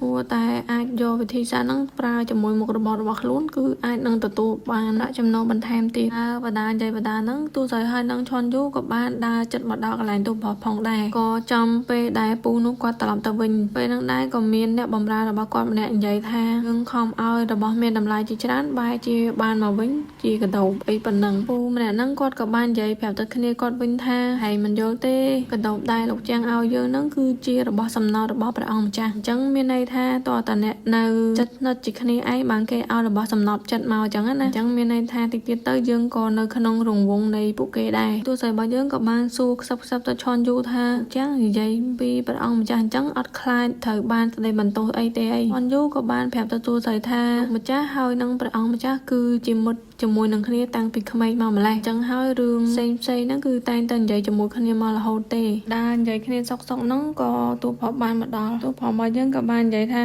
ចង់លួចយុទ្ធសាស្ត្រទៅ free ហ៎ទូស្រីរបស់យើងក៏បាននិយាយថាអូមិនហ៊ានទេទូប្រុសរបស់យើងក៏បានបន្តនិយាយទៀតថាទូស្រីរបស់យើងពិតជាហ៊ានណាស់ហើយជាមួយនឹងអ្នកចំណិតរបស់ខ្លួននៅដំណើររបស់ខ្លួនទៀតទូស្រីរបស់យើងក៏បាននិយាយទៅកាន់ទូប្រុសវិញថានោះអាក្រក់ពិតប្រាកដគឺគេព្យាយាមលាក់បាំងទង្វើដ៏កខ្វក់របស់ពួកគេប៉ុន្តែទូប្រុសគឺអត់អញ្ចឹងទេព្រោះចំនួនដែលទូប្រុសទទួលបានហ្នឹងគឺថាលាក់បាំងឲ្យអ្នកទាំងអស់គ្នាបានដឹងឮដើម្បីតែអ្នកចំណិតរបស់ទូប្រុសហ្នឹងក៏ប្រាប់ពីរឿងហ្នឹងមកកាន់ខ្លួនដែរគឺថាចង់ឲ្យរឿងទាំងអស់ហ្នឹងវាកាន់តែរីកសុសសាយអំពីគេឈ្មោះដែលទូប្រុសគឺជាមនុស្សដែលពីលាវ៉ាសាយចូលចិត្តលុយចូលចិត្តទ្រព្យសម្បត្តិអីផ្សេងធ្វើអញ្ចឹងហើយគឺទូប្រុសរបស់យើងអាចនឹងលាក់បាំងលបាអីផ្សេងទៀតព្រោះរបស់យើងបានឆ្ងោកមកចិត្តទូស្រីរបស់យើងក៏បាននិយាយទៅកាន់ទូប្រុសវិញថាកុំភ្លេចកាក់ដែលទូប្រុសធ្លាប់បាញ់កាលពីមុនហ្នឹងគឺខ្លួននៅចាំហើយទូប្រុសរបស់យើងក៏បាននិយាយទៅកាន់ទូស្រីវិញថាតើទូស្រីអត់ឆ្ងល់ទេអីថាអ្វីដែលទូប្រុសកំពុងតែចង់លាក់បាំងទូស្រីរបស់យើងក៏បានឆ្លើយទៅវិញយ៉ាងលឿនថាអត់ទេខ្លួនគ្រាន់តែជាមនុស្សធម្មតាហើយថែមទាំងត្រូវការទូប្រុសហ្នឹងឲ្យជួយធ្វើអត្តសញ្ញាណប័ណ្ណហ្នឹងទៀតអញ្ចឹងតើខ្លួនមិននឹងហ៊ានទៅជីកកកាយរឿងហ្នឹងទូប្រុសរបស់យើងអត់មាននិយាយអីទេព្រមទាំងដើរចេញទៅក៏ប្រាប់ថារបស់ទូស្រីហ្នឹងគឺនៅក្នុងបន្ទប់សិក្សាហើយឈុនយូក៏នាំផ្លូវទូស្រីយើងទៅមើលថែផ្កាចឹងទៅមកដល់ខាងលាវឆឹងហើយនឹងប៉ណ្ណឹងនេះវិញគឺគេកំពុងតែមានកម្មវិធីជួបជុំពេលហ្នឹងដែររមម្នាក់ដែលជាអ្នកដឹកនាំកម្មវិធីហ្នឹងក៏បាននិយាយថាឲ្យអ្នកទាំងអស់គ្នាពិសាស្រាតំពាំងបាយជូរដែលខ្លួនយកមកហ្នឹងពេលហ្នឹងដែរលាវឆឹងក៏និយាយថាអូស្រាហ្នឹងវាឆ្ងាញ់វាអីចឹងទៅព្រះនាងដែលនៅក្បែរលាវឆឹងក៏បាននិយាយថាកុំឲ្យលាវឆឹងហ្នឹងចាញ់បោករមម្នាក់ហ្នឹងអីគឺដោយសារតែគេចាញ់ភ្នាល់ទេបានជាត្រូវយកស្រាហ្នឹងមកប្រើប្រាស់ឲ្យអស់ចឹងណាខ្លាចឪពុករបស់ខ្លួនដឹងតែក្រោយមកទៀតលាវឆឹងក៏បាននិយាយថាសារតែនេះគឺជាការមកជួបលើកដំបូងអញ្ចឹងគឺខ្លួនមានរបស់ចង់ឲ្យអ្នកទាំងអស់គ្នាមើលអីចឹងទៅជាគំនូររបស់លោកពូហើយព្រមទាំងនិយាយថាអាហ្នឹងគឺជារបស់ដែលឪពុករបស់ខ្លួនទទួលបានទាំងជារបស់ដែលមានតម្លៃផងដែរពេលហ្នឹងដែរបរិសម្នាក់ហ្នឹងក៏បាននិយាយថាសុលោកពិតជាអ្វីដែលព្រះនាងនិយាយពិតមែនជាមនុស្សដែលមានទាំងភាពថ្លៃថ្នូរនិងគុណធម៌ព្រមទាំងមានរសនិយមជាមួយនឹងសិល្បៈគំនូរផងដែរហើយបរិសម្នាក់ហ្នឹងក៏បានបន្តនិយាយទៀតថាបើជូនគាត់នៅរបស់ដែលមានតម្លៃអញ្ចឹងគឺគាត់ក៏ជូនរបស់ដែលមានតម្លៃទៅវិញផងដែរហើយគាត់ក៏បានបន្តនិយាយទៀតថាលោកអ៊ូគឺមានឈ្មោះខ្លាំងណាស់ជាមួយ នឹងសិល្បៈគំនូររបស់គាត់ហើយបារម្ភម្នាក់ហ្នឹងក៏ឲ្យគេយកគំនូរដែលមានតម្លៃមួយមកឲ្យលាវឆឹងពេលហ្នឹងដែរលាវឆឹងគ្រាន់តែឮឈ្មោះនៃគំនូរហ្នឹងរៀងកាំងបន្តិចដែរហើយទៅក៏បានរង្វាន់ពីព្រះអង្គម្ចាស់ចឹងហើយមិនប្លែកទេដែលនៅដំណាក់នេះក៏មានវត្ថុនឹងដែរអីចឹងទៅបារម្ភម្នាក់ហ្នឹងក៏បន្តនិយាយទៀតថាលោកអ៊ូហើយនឹងពុករបស់ខ្លួនហ្នឹងគឺជាមនុស្សដែលចិត្តស្និទ្ធនឹងគ្នាឲ្យគាត់មកគូសរូបឲ្យហ្នឹងក៏បានដែរនិយាយទៅពេលហ្នឹងលាវឆឹងគឺថាអស់អីនិយាយដែរដោយសារតែយើងគិតថាអ្វីដែលយើងឲ្យគេហ្នឹងគឺជារបស់មួយដែលកម្រប៉ុន្តែសម្រាប់គេអ្នកមានគឺរបស់ហ្នឹងខ្លាចទៅជារបស់ធម្មតាអស់ទៅហើយបងអូនស្រីរបស់ពូហ្នឹងគាត់ថាអង្គុយនៅនឹងយូរហើយអញ្ចឹងចង់ទៅនិយាយគ្នាលេងនៅខាងក្រៅអីវិញម្ដងអញ្ចឹងទៅអ្នកទាំងអស់គ្នាក៏ចាប់ផ្ដើមដើរទៅកន្លែងថ្មីពេលដែលគេដើរចេញទៅអស់ហ្នឹងលាវឆឹងក៏បាននៅចាំសួរបារម្ភម្នាក់ហ្នឹងថាឲ្យជួយមើលកិច្ចការងាររបស់ខ្លួនអញ្ចឹងណាឲ្យជួយពិនិត្យជួយណែនាំអីចឹងទៅហើយនឹងដែរបារម្ភម្នាក់ហ្នឹងក៏បាននិយាយថាលាវឆឹងហ្នឹងគឺកើតមកជាមួយភាពមានបានស្រាប់ទៅហើយអញ្ចឹងចាំបាច់ទៅប្រឹងរឿងនឹងធ្វើអីឲ្យមន្ត្រីតូចតាចដែលគ្មានគ្រូខ្សាជាក្នុងបង្អែកនឹងធ្វើទៅនិយាយហើយគាត់ក៏បានទះស្មារបស់លាវឆឹងក៏នាំគ្នាដើរចេញទៅក្រៅដែរនៅខាងក្រៅឯណានៅពេលដែលលាវឆឹងរបស់យើងបានដើរជាមួយនឹងអ្នកចំណិតរបស់ខ្លួនក៏បាននិយាយថារបស់ដែលខ្លួនយកមកជូនគេហ្នឹងគិតថាជារបស់ដែលមានតម្លៃនិងកម្រអីចឹងណានឹកស្មានថាវាគ្រាន់តែជារបស់ធម្មតាសម្រាប់ពួកគេទៅវិញនឹងដែរអ្នកចំណិតរបស់លាវឆឹងក៏បាននិយាយថាគេទាំងអស់គ្នាហ្នឹងសុទ្ធតែជាអ្នកដែលកើតមកនៅក្នុងគ្រួសារដែលមានសម្បត្តិទ្រព្យធនទៅហើយតែគេគឺមិនអាចប្រៀបធៀបជាមួយនឹងចំណេះដឹងនិងមហិច្ឆតារបស់លាវឆឹងបានទេហើយនឹងដែរលាវឆឹងក៏បាននិយាយថាគ្រាន់តែគិតពីរឿងរក្សាចំណងទំនាក់ទំនងជាមួយពួកគេហ្នឹងគឺខ្លួនមានអារម្មណ៍ថាហត់នឿយមែនទែនពេលកំពុងតែដើរនៅតាមរានហាលហ្នឹងលាវឆឹងក៏បានកលេចទៅឃើញផ្កាមូតាន់បាននឹកសម័យទៅដល់ទូស្រីរបស់យើងផងដែរកំពុងតែនឹកមមីហ្នឹងលាវឆឹងក៏ឮគេនិយាយគ្នាថាពីមុនផ្កាមូតាន់តតអ្នកមានទ្រព្យសម្បត្តិដុកដំបានអាចទិញផ្កាហ្នឹងបានប៉ុន្តែឥឡូវយើងក៏អាចទិញបានដែរពួកគេទាំងពីរនាក់ក៏បានបន្តនិយាយគ្នាទៀតថាផ្កាហ្នឹងវាស្រស់ស្អាតគឺថាជានារីម្នាក់ដែលបានយកផ្កាហ្នឹងមកពីភ្នំជីងលាំងលាវឆឹងក៏បានសួរទៅអ្នកបម្រើទាំងពីរនាក់ហ្នឹងថាតើអ្នកលក់ហ្នឹងមុខមាត់រូបរាងយ៉ាងម៉េចដែរមិនទាន់ទាំងបានឆ្លើយផងពេលហ្នឹងដែរប៉នាងក៏បានដើរមកដល់កន្លែងហ្នឹងដែរនាងក៏បានសួរទៅជូស៊ូថាហេតុអីបានមកនៅហ្នឹងចឹងអីទៅស៊ូក៏បាននិយាយថាដំណាក់ហ្នឹងគឺវាធំពេកអញ្ចឹងហើយដើរទៅក៏វង្វេងអត់ដឹងថាទៅណាពេលហ្នឹងដែរមិត្តភក្តិរបស់ប៉នាងហ្នឹងក៏បាននិយាយថានៅថ្ងៃខាងមុខនៅពេលដែលលាវឆឹងហ្នឹងខ្លាចទៅជាស្វាមីរបស់ប៉នាងហ្នឹងដំណាក់សម្ដេចនាងហ្នឹងគឺធំជាងហ្នឹងទៀតអញ្ចឹងហើយត្រូវតែតាមប៉នាងឲ្យជាប់កុំឲ្យអញ្ចឹងទៀតឃើញអត់គ្រាន់តែបាត់លោកតែមួយផ្លែគឺប៉នាងពិតជាបារម្ភខ្លាំងណាស់លាវឆឹងពេលហ្នឹងឡើងកាំងហ្មងរបៀបថាមិនដឹងថាគេមើលងាយខ្លួនឬមកក៏មិនទេនេះហ្នឹងដែរប៉នាងក៏បានប្រាប់ឲ្យមិត្តភក្តិរបស់ខ្លួនហ្នឹងកុំឲ្យនិយាយអញ្ចឹងគេអៀនណាដឹងអត់ប៉នាងក៏បានសួរទៅកាន់អ្នកបម្រើទាំងពីរអ្នកហ្នឹងថាតើកំពុងតែកាន់អីគេហើយហ្នឹងថាកាន់ផ្កាប៉ុណ្ណាណៃហើយសួរថាកាន់អីគេអត់យល់អ្នកបម្រើទាំងពីរអ្នកក៏និយាយថាខ្លួនទិញផ្កាមូតាន់ហ្នឹងមកពីផ្សារហើយប្រុងនឹងរៀបយកទៅតាំងលម្អនៅក្នុងឯអ្នកបម្រើអីចឹងទៅនាងក៏បានសួរទៅកាន់មិត្តភក្តិរបស់ខ្លួនថាឥឡូវនៅក្នុងដំណាក់ហ្នឹងមានតុបតែងផ្កាអញ្ចឹងទៀតទៅគំនុំគុំគួនតែហ្មងឃើញតែផ្កាហ្នឹងក៏ស្អប់ដល់ម្ចាស់ដែរទៅមិត្តភក្តិរបស់ប៉ានាងក៏បាននិយាយថាឲ្យអ្នកបម្រើទាំងពីរអ្នកហ្នឹងយកផ្កាហ្នឹងទៅបោះចោលទៅបម្រើទាំងពីរអ្នកហ្នឹងភ័យពេកហ្នឹងក៏ឲ្យធូបផ្កាហ្នឹងធ្លាក់ពីដៃទៀតហើយក៏សុំការអធិស្ឋានអីធម្មតាចឹងទៅពេលហ្នឹងដែរប៉ានាងក៏បាននិយាយទៅកាន់លាវឆឹងថាឲ្យចេញពីកន្លែងហ្នឹងទៅកន្លែងហ្នឹងវាក៏ខ្វក់មិនគួរឲ្យចង់ពាក់ព័ន្ធនិយាយទៅប៉ានាងគឺសំដៅទៅលើផ្កាហ្នឹងតែហ្មងលាវឆឹងក៏បាននិយាយទាំងមុខស្ងួតហ្នឹងថាមនុស្សខ្លះគឺប្រៀបដូចជាផ្កាហ្នឹងអញ្ចឹងមានតម្លៃដែលត្រូវនៅក្នុងដំណាក់ដ៏ស្គមស្កាងនេះទេនិយាយហើយលាវឆឹងក៏បានលាប៉ានាងចេញទៅមុនចឹងទៅនៅតាមផ្លូវដែលធ្វើដំណើរមកវិញហ្នឹងលាវឆឹងក៏បាននឹកដល់សម្ដីអ្នកបម្រើទាំងពីរអ្នកដែលបាននិយាយពីរឿងដែលអ្នកលក់ផ្កានៅផ្សារចឹងណាលាវឆឹងក៏បានឲ្យអ្នកចំណិតរបស់ខ្លួនថាកុំតន់អាចទៅផ្ទះឲ្យទៅផ្សារសិនទៅណៃអាចនៅក្នុងផ្សារណាវិញទោះស្អីបើយើងលក់អស់លឿនជាងរាល់ដងក៏បានឲ្យអ៊ូនីងរៀបចំអីវ៉ាន់ទៅផ្ទះមុនទៅគឺខ្លួននឹងទៅផ្សារខាងត្បូងមកផ្លែសិនដើម្បីទៅជួបជាមួយនឹងអ្នកលក់ផ្កាផ្សេងទៀតចឹងណាអ៊ូនីងក៏យកព្រមរៀបចំអីវ៉ាន់ទៅនៅពេលដែលទូស្រីយើងដើរហ្នឹងក៏បានជ្រោះជាមួយនឹងបារម្ភម្នាក់ដែលគាត់បានដើរបតាកទៀតផ្កានឹងចកេះបតាហ្នឹងតែបារម្ភម្នាក់នោះក៏បានយកនេតសក់ទៅចាត់នឹងសត្វលាដែលធ្វើដំណើរប្រច្រាស់ជាមួយនឹងគាត់ហ្នឹងធ្វើឲ្យសត្វលានោះផ្អើលហើយគាត់ក៏ធ្វើជាដួលនិងធ្វើឲ្យផើងផ្កាដែលគាត់កាន់នឹងដៃហ្នឹងក៏បែកផងដែរពេលភ្លាមនឹងដែរម្ចាស់សត្វលាក៏បានមកមើលចឹងណាថាបារម្ភម្នាក់ហ្នឹងមានកើតអីអត់ទោះតែរបស់យើងដែលនៅក្បែរនោះហ្នឹងក៏ជួយគ្រាបារម្ភហ្នឹងឡើងមកផងដែរបារម្ភម្នាក់ហ្នឹងបន្ទាប់ពីក្រោកមកហើយហ្នឹងក៏ឲ្យអ៊ំប្រុសម្នាក់ហ្នឹងសងលុយដែលខូចខាតផ្កាហ្នឹងគឺតម្លៃ 10000 កាក់អ៊ំប្រុសម្នាក់ហ្នឹងក៏បាននិយាយថា 10000 កាក់មិនត្រឡប់គាត់ត្មងទៅហើយនឹងដែរទូស្រីរបស់យើងក៏បាននិយាយថាបរិស ដែលធ្វើជាដួលហ្នឹងគឺចង់បោកស្រស់តែម្ដងបារម្ភអ្នកហ្នឹងក៏បាននិយាយថាការនេះគឺជាផ្កាកម្រនិងមានតម្លៃណាស់ណាអញ្ចឹងហើយត្រូវតែសងគាត់គឺ10000កាក់ពេលហ្នឹងដែរទូស្រីរបស់យើងក៏បានទៅមើលផើងផ្កានិងមើលដីហ្នឹងដែរទូស្រីរបស់យើងក៏បាននិយាយថាផ្កាហ្នឹងឬខ្លីដូចទៅទឹមតកាត់ហើយក៏បន្តនិយាយទៀតថាផ្កាហ្នឹងទឹមតែអាយុបាន1ឆ្នាំទេពេលមើលចុះមើលឡើងទូស្រីរបស់យើងក៏បាននិយាយថាដូចមិនត្រូវការដ៏មានតម្លៃអញ្ចឹងបែរជាមកនៅក្នុងដៃពូហ្នឹងវិញឬមួយក៏ពូហ្នឹងគាត់បានទៅលួចពីផ្ទះណាគេមកទេដឹងពូហ្នឹងនៅពេលដែលគេចាប់បានអញ្ចឹងក៏រៀងភ័យដែរបានថាឲ្យទូស្រីថាកុំចេះដឹងរឿងគាត់នៅតែថាឲ្យអ៊ំចាស់នោះសងលុយមកគាត់មកនិយាយទៅនៅបទីងបតុងគ្នាដល់ហ្នឹងពេលហ្នឹងដែរទូស្រីរបស់យើងក៏បាននិយាយថាបើសិនជាអត់លែងទេគឺខ្លួននឹងទៅប្តឹងទៅសាលាស្រុកហើយពូហ្នឹងក៏គាត់ព្រមលែងប៉ុន្តែគាត់ក៏និយាយថាឥឡូវដល់យល់ថាអ៊ំហ្នឹងគាត់ចាស់ហើយអញ្ចឹងយកតែ3000កាក់ទេពេលដែរចេះតែនិយាយមិនត្រូវគ្នាហ្នឹងទៅទូស្រីរបស់យើងក៏បានស្នើថាឥឡូវលោកការហ្នឹងឲ្យនាងហ្មងទៅបើមិនអញ្ចឹងទេនឹងប្តឹងទៅសាលាស្រុករឿងវាកាន់តែវែងឆ្ងាយបរិមម្នាក់នោះក៏ព្រមលក់ឲ្យទូស្រីរបស់យើងផងដែរកាន់មកខាងលាវឆឹងឯនេះវិញគឺលាវឆឹងកំពុងតែដើរជាមួយនឹងអ្នកចំណិតរបស់ខ្លួនពេលហ្នឹងដែរអ្នកចំណិតរបស់លាវឆឹងហ្នឹងក៏បានសួរថ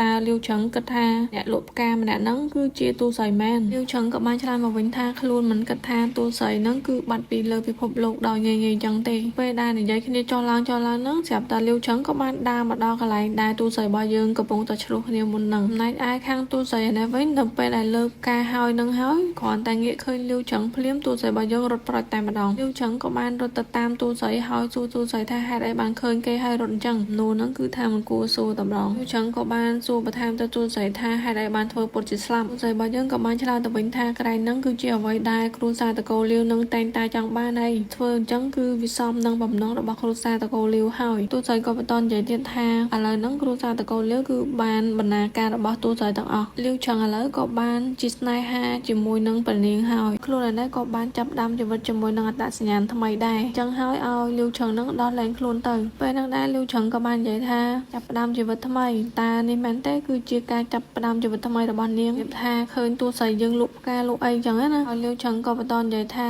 ទូស្រីរបស់យើងខោអើមើលទៅម្រាតើធ្វើជាបំរើនៅផ្ទះណាគេមែនស្រីក៏បានឆ្លើយទៅវិញថាគឺឥឡូវហ្នឹងគឺខ្លួនកំពុងតែរកស៊ីហើយអញ្ចឹងហើយមិនបាច់ឲ្យលាវឆឹងមកខ្វល់ខ្វាយពីជីវិតរបស់នាងទេលាវឆឹងក៏បានឆ្លើយមកវិញថាលក់ផ្កាហ្នឹងមែនអញ្ចឹងមនុស្សស្រីដែលគេថាមិនធម្មតាលក់ផ្កាហ្នឹងគឺជាទូស្រីហើយមែនលាវឆឹងក៏បន្ថែមពីលើហ្នឹងទៀតថាការរៀបការជាមួយព្រះនាងហ្នឹងគឺខ្លួនគ្មានជំរើសនោះទេហើយឆ្លៀតសរសើរខ្លួនឯងមួយម៉ាត់ទៀតថាខ្លួនមិនមែនជាមនុស្សមិនបានការដែលបោះបង់ចោលប្រពន្ធនោះទេពេលហ្នឹងដែរទូស្រីរបស់យើងស្ដាប់ឡើងហត់ពេកក៏បាននិយាយថាលាវឆឹងយើងទាំងពីរនាក់គឺមិនដែលជាប្តីប្រពន្ធពិតប្រាកដនោះទេហើយយើងក៏បានលែងលះគ្នាដែរលាវឆឹងក៏បានសួរទៅទូស្រីរបស់យើងថាហេតុអីគាត់យើងសុខចិត្តរស់នៅជាអ្នកលក់ការធនទាបជាជាងវិលត្រឡប់មករកខ្ញុំវិញអញ្ចឹងទូស្រីរបស់យើងក៏បានឆ្លើយទៅលាវឆឹងវិញថាមានកសិករគ្មានអ្នករកស៊ីតើកៅអៅរបស់លាវឆឹងនឹងបានមកពីណាហើយខ្លួនគឺធ្វើការរកស៊ីចិញ្ចឹមជីវិតដោយដៃខ្លួនឯងផ្ទាល់ខ្លួនមិនដែលស្អប់ខ្ពើមនឹងជីវិតរបស់ខ្លួនឯងទេលាវឆឹងក៏បានឆ្លើយទៅវិញថាគឺខ្លួនមិនចង់មានន័យបែបហ្នឹងទេហើយព្រមទាំងបន្តនិយាយទៀតថ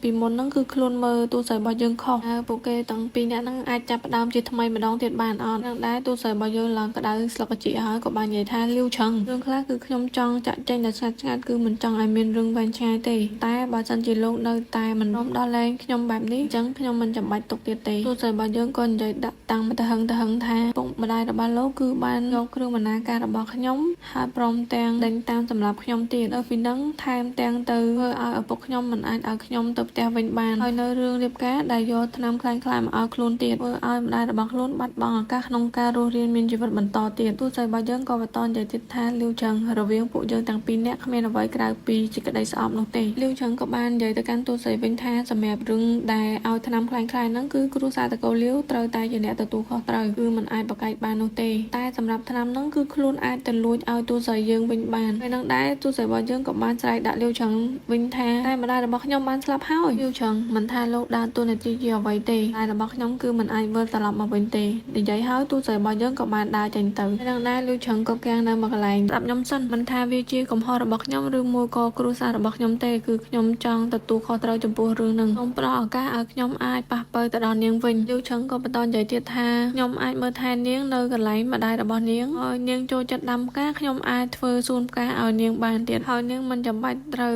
រងការមាក់ងាយពីអ្នកដទៃចំពោះការរស់នៅនិងត្រូវធ្វើការយ៉ាងហត់នឿយនេះទៀតទេទូស្រីរបស់យើងក៏បានឆ្លើយទៅលាវឆឹងវិញថាតើយកខ្ញុំទៅធ្វើអីយកទៅដាក់នៅក្នុង ក្នុងដំណាក់ចោលនឹងមែនលាវឆឹងប្រកាសអត់ចេញទេពេលនឹងដែរទូស្រីរបស់យើងក៏បន្តនិយាយទៀតថាលាវឆឹងនេះមែនដែលលោកថាស្គាល់ពីខ្ញុំច្បាស់នោះលាវឆឹងប្រសិនបើលោកពិតជាចង់ការពារខ្ញុំមែនអញ្ចឹងកុំប្រាប់គេថាខ្ញុំនៅរស់បងតែនិយាយគ្នានឹងក៏មានរទេះគេឆ្លងកាត់មកពេលនឹងដែរលាវឆឹងក៏បានទាញដៃទូស្រីចង់ឲ្យទូស្រីមកខាងខ្លួនដែរចឹងណាប៉ុន្តែទូស្រីរបស់យើងក៏បានកលិះដៃក៏ទៅមកខាងផ្សេងពីគ្នាទៅលាវឆឹងក៏បានថ្លែងថាការរៀបការពីដំបូងនឹងគឺពួកគេទាំងពីរនាក់សុទ្ធតែអត់ចង់ដូចតែគ្នាទេទូស្រីរបស់យើងក៏បានត្រែកមកវិញថាហៅវៃហ្វាងគឺបានស្លាប់បាត់ទៅហើយឥឡូវឲ្យលាវឆឹងនឹងរស់ឲ្យមានក្តីសុខទៅប៉ុន្តែអតេះនឹងទៅផុតទូស្រីរបស់យើងក៏បាត់ដែរកាត់មកដល់នៅផ្ទះឯនេះវិញលាវឆឹងក៏បាននិយាយជាមួយសេកដែលជារបស់ទូស្រីឈ្មោះស៊យហ្នឹងថាទូស្រីរបស់យើងអត់ទាន់ស្លាប់ទេហើយសេកនឹងក៏បាននិយាយថាលាវឆឹងមនុស្សអាក្រក់លាវឆឹងមនុស្សអាក្រក់ហើយលាវឆឹងក៏បាននិយាយជាមួយសេកថាគឺខ្លួនមើលស្រីរបស់យើងខុសអញ្ចឹងណាថាទូស្រីរបស់យើងគឺជាមនុស្សដែលខិតខំបង្កើតគេឈ្មោះដោយខ្លួនឯងគឺដោយខ្លួនដែរអញ្ចឹងប៉ុន្តែគ្រាន់តែថាគួរឲ្យសោកស្ដាយគឺខ្លួនឯនេះដឹងយឺតពេកហើយលាវឆឹងក៏បន្តនិយាយទៀតថាតើគេទាំងពីរនាក់ហ្នឹងអត់មានសាយអាចវិលត្រឡប់មករកគ្នាវិញបានទៀតទេមែនទៅមកដល់ខាងទូស្រីនេះវិញគឺទូស្រីរបស់យើងកំពុងតែមើលថែសួនផ្កាជាធម្មតាហើយចំណែកឯខាងទូរបស់យើងឯនោះវិញគឺថ្ងៃនេះគឺផ្ទះគេនោះគឺមានកម្មវិធីពេលហ្នឹងដែរក៏មានបារម្ភម្នាក់និយាយថាអ្នកលេងភ្លេងលំដាប់លេខ1នៅហ៊ុនអ៊ីនហ្នឹងដឹងទេមែនថាខ្លួនឯងកំពុងតែលេងភ្លេងខុសពេលហ្នឹងដែរអ្នករៀនម្នាក់ហ្នឹងក៏បានក្រោកឈរឡើងទទួលកំហុសអញ្ចឹងណាថាខ្លួនលេងខុសដោយសារតែខ្លែងនោះវាតាក់ភ្នែកពេកហើយទៅបារម្ភម្នាក់ហ្នឹងក៏ដើរទៅរកខ្លែងហ្នឹងប្រហោះលេងដែរទាំងទៅប្រហោះលេងទៅមកទៅដើមគ្នាហ្នឹងខ្លែងហ្នឹងដាច់ខ្សែហោះទៅខាងផ្ទះរបស់ទូសីបារម្ភម្នាក់ហ្នឹងក៏បាននិយាយថាខ្លែងហ្នឹងដាច់ទៅដល់ហ្នឹងក៏មិនអីដែរបើកន្លែងហ្នឹងទុកចោលយូរហើយពេលហ្នឹងដែរទូប្រុសរបស់យើងក៏បាននិយាយថាច្បាស់ខាងក្រៅហ្នឹងឥឡូវត្រូវបានគេសម្អាតហើយក៏មានមនុស្សរស់នៅទីនោះដែរបារម្ភម្នាក់ហ្នឹងក៏សួរថាណាគេរស់នៅហ្នឹងប្រុសរបស់យើងក៏បានឆ្លើយទៅវិញថាគ្រាន់តែជានារីមើលថែផ្កាម្នាក់ទេនៅខាងទូសីណាវិញទូសីរបស់យើងក៏បានមកដើរមើលឃើញខ្លែងដែលធ្លាក់ហ្នឹងហើយរបស់យើងក៏បាននិយាយថាពិតជាអត់ប្រយោជន៍មែនតើរបៀបថាខ្លែងហ្នឹងវាធ្វើលយពេកចឹងណាហើយព្រមទាំងនិយាយថាស្លាបរោមរបស់អាខ្លែងហ្នឹងគឺសុទ្ធតែជាលយដែរទូសីរបស់យើងឲ្យទៅទូប្រុសហ្នឹងឯងកាត់មកដល់ខាងទូប្រុសណាវិញបរិមម្នាក់នោះក៏បានសួរទៅទូប្រុសថាទូប្រុសរបស់យើងហ្នឹងកំពុងតែលាក់នារីដ៏ស្អាតនៅក្រោយផ្ទះហ្នឹងទេអីបរិមម្នាក់ហ្នឹងនិយាយហើយព្រមទាំងនិយាយថាចាំមើលខ្លួនឯងសិនហើយទូប្រុសក៏ប្រជុំគាត់ចឹងណាព្រមទាំងនិយាយថាគេគ្រាន់តែជាអ្នកជួលនៅហ្នឹងទេហើយបរិមម្នាក់ដែលកំពុងតែផ្ទៀងស្ដាប់ហ្នឹងគ្រាន់តែលឺភ្លាមរត់ទៅបានពេលហ្នឹងដែរទូប្រុសរបស់យើងក៏បានរត់តាមហើយបរិមហ្នឹងលឿនទៅក៏បានបណ្ដាលលបងខាងក្រៅទៅហើយប្រុសរបស់យើងក៏បានហៅគាត់ថាសានលាង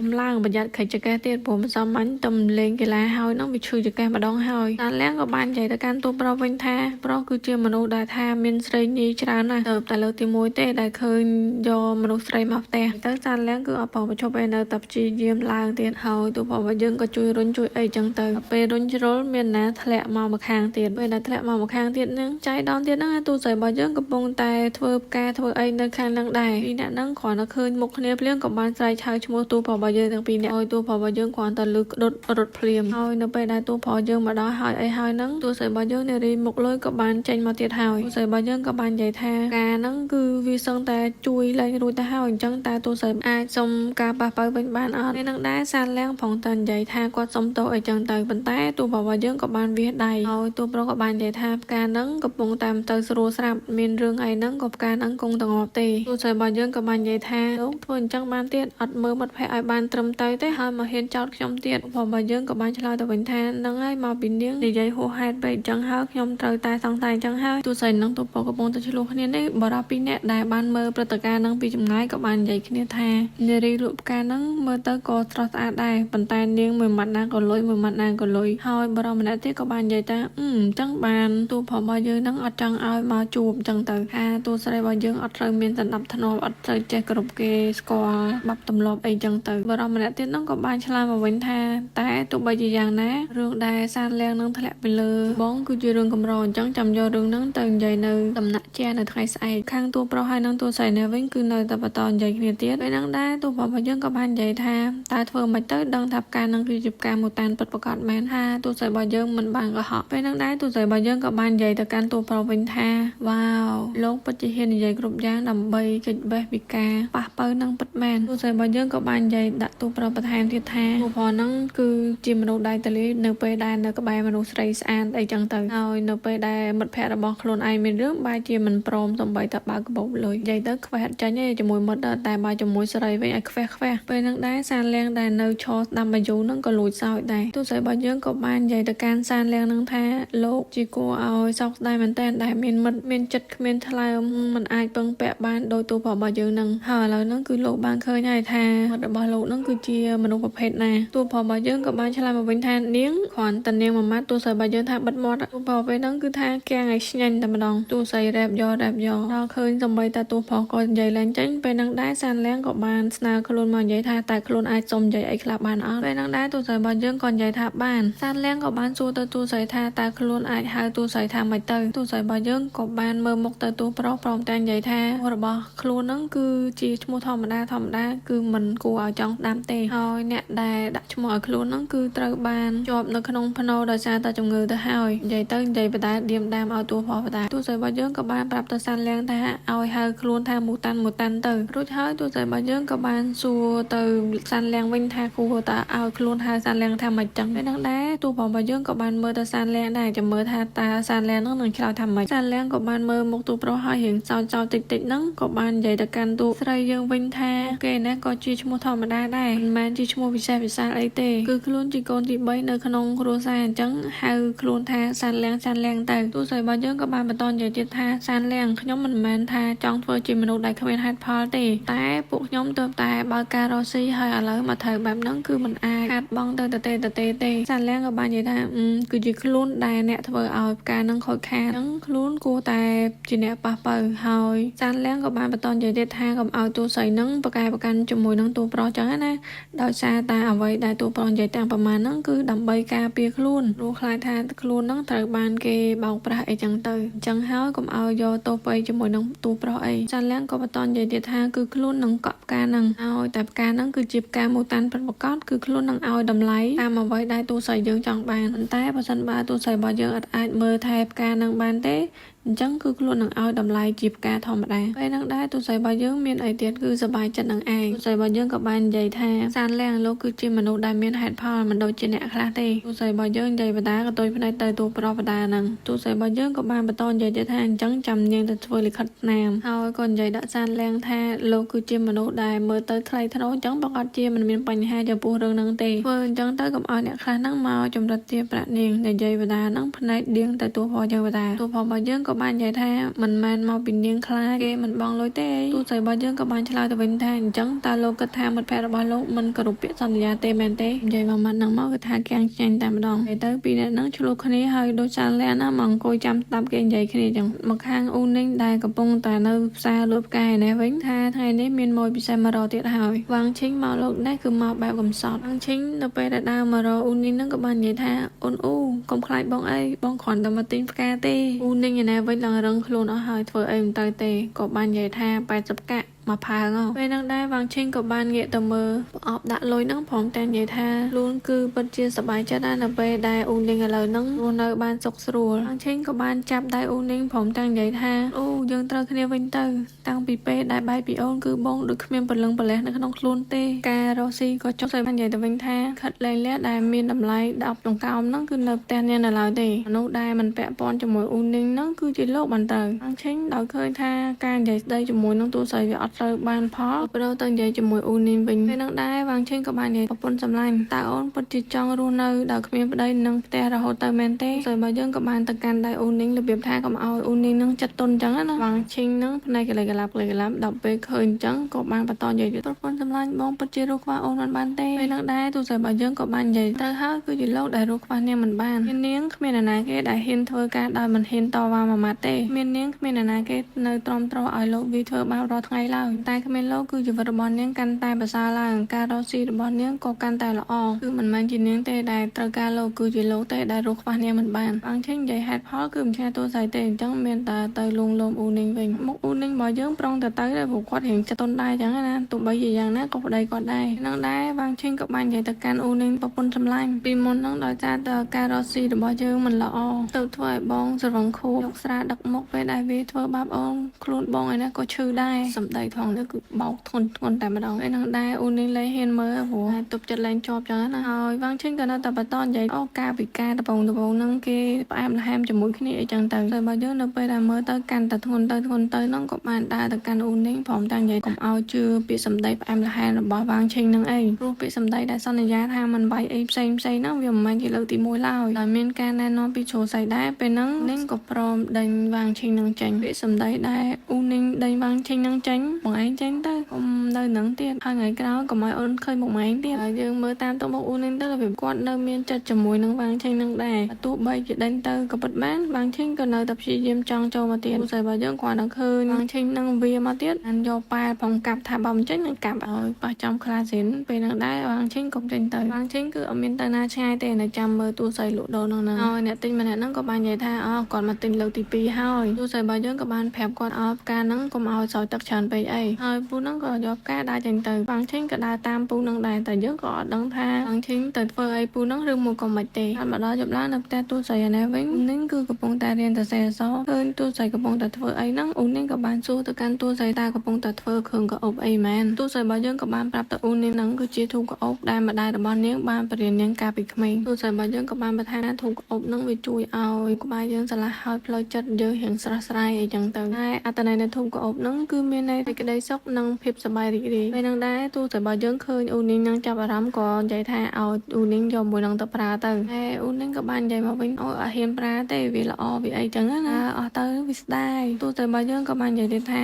របស់ប្រើបើមិនយកទៅប្រើទុកចោលមិនហិតទៅខាតទៀតអញ្ចឹងអូននេះក៏បាននិយាយទៅកាន់ទូស័យយើងថាទូស័យធ្វើហ្នឹងគឺដើម្បីថ្ងៃពិសេសអីមួយហើយអញ្ចឹងគឺនាងអត់យកទេប៉ុន្តែទូស័យបើយើងក៏នៅតែនិយាយថាឲ្យយកទៅគឺខ្លួនអាចនឹងធ្វើបន្ថែមទៀតបានអញ្ចឹងណាហើយអូននេះឲ្យចាំនាងមួយផ្លែតអូននេះក៏ត្រឡប់មកវិញជាមួយនឹងខោអាវមួយឈុតអូននេះក៏បាននិយាយថាមូតានខ្ញុំរស់នៅគ្រប់គ្រាន់និងរីករាយសប្តាហ៍នេះគឺដោយសារតែនាងខ្ញុំពិតជាអរគុណនាងណាស់ហើយនេះគឺជាប្រាក់ដំបូងដែលខ្ញុំរកបានខ្ញុំបានទៅទិញក្រាត់និងធ្វើជាសម្លៀកបំពាក់មួយឈុតជូននាងនឹងដែរទូស័យរបស់យើងក៏មើលទៅកាន់ដៃអូននេះព្រមទាំងនិយាយអូននេះខ្លួនឯងអត់មានសម្លៀកបំពាក់ល្អទេតែបែរជាសម្លៀកបំពាក់ថ្មីឲ្យនាងទៅវិញទូស័យរបស់យើងគឺទូនៅទឹកចិត្តដែលអូននេះមានចំពោះខ្លួនក៏អរគុណហើយនិយាយថាថ្ងៃស្អែកគឺខ្លួននឹងទៅទិញសម្លៀកបំពាក់ឲ្យអូននេះមួយវិញដែរមកដល់ថ្ងៃស្អែកនៅផ្សារនេះវិញនៅពេលហ្នឹងដែរទូស័យរបស់យើងហើយនឹងអូននេះកំពុងតែដើរនៅផ្សារទូស័យរបស់យើងក៏បានទិញថង់កអុបជូនអូននេះហើយពួកគេទាំងពីរនាក់ក៏បន្តដើរទៀតទៅដើរចុះដើរឡើងពួកគេទាំងពីរនាក់ក៏បានមកដល់កន្លែងគេគូររូបទូស័យរបស់យើងក៏បាននិយាយនឹងឲ្យគេគូររូបម្ដាយរបស់ខ្លួនហើយសួរទៅកាន់អូននេះថាតើអូននេះចង់គូររូបអីអត់ពេលហ្នឹងដែរអូននេះក៏និយាយអត់ដឹងគូររូបអីទេព្រោះឪពុកម្ដាយរបស់ខ្លួនហ្នឹងគឺឲ្យតម្លៃរបៀបថាតឡាញ់តកូនប្រុសចឹងណាហើយគឺមានតែអូនទី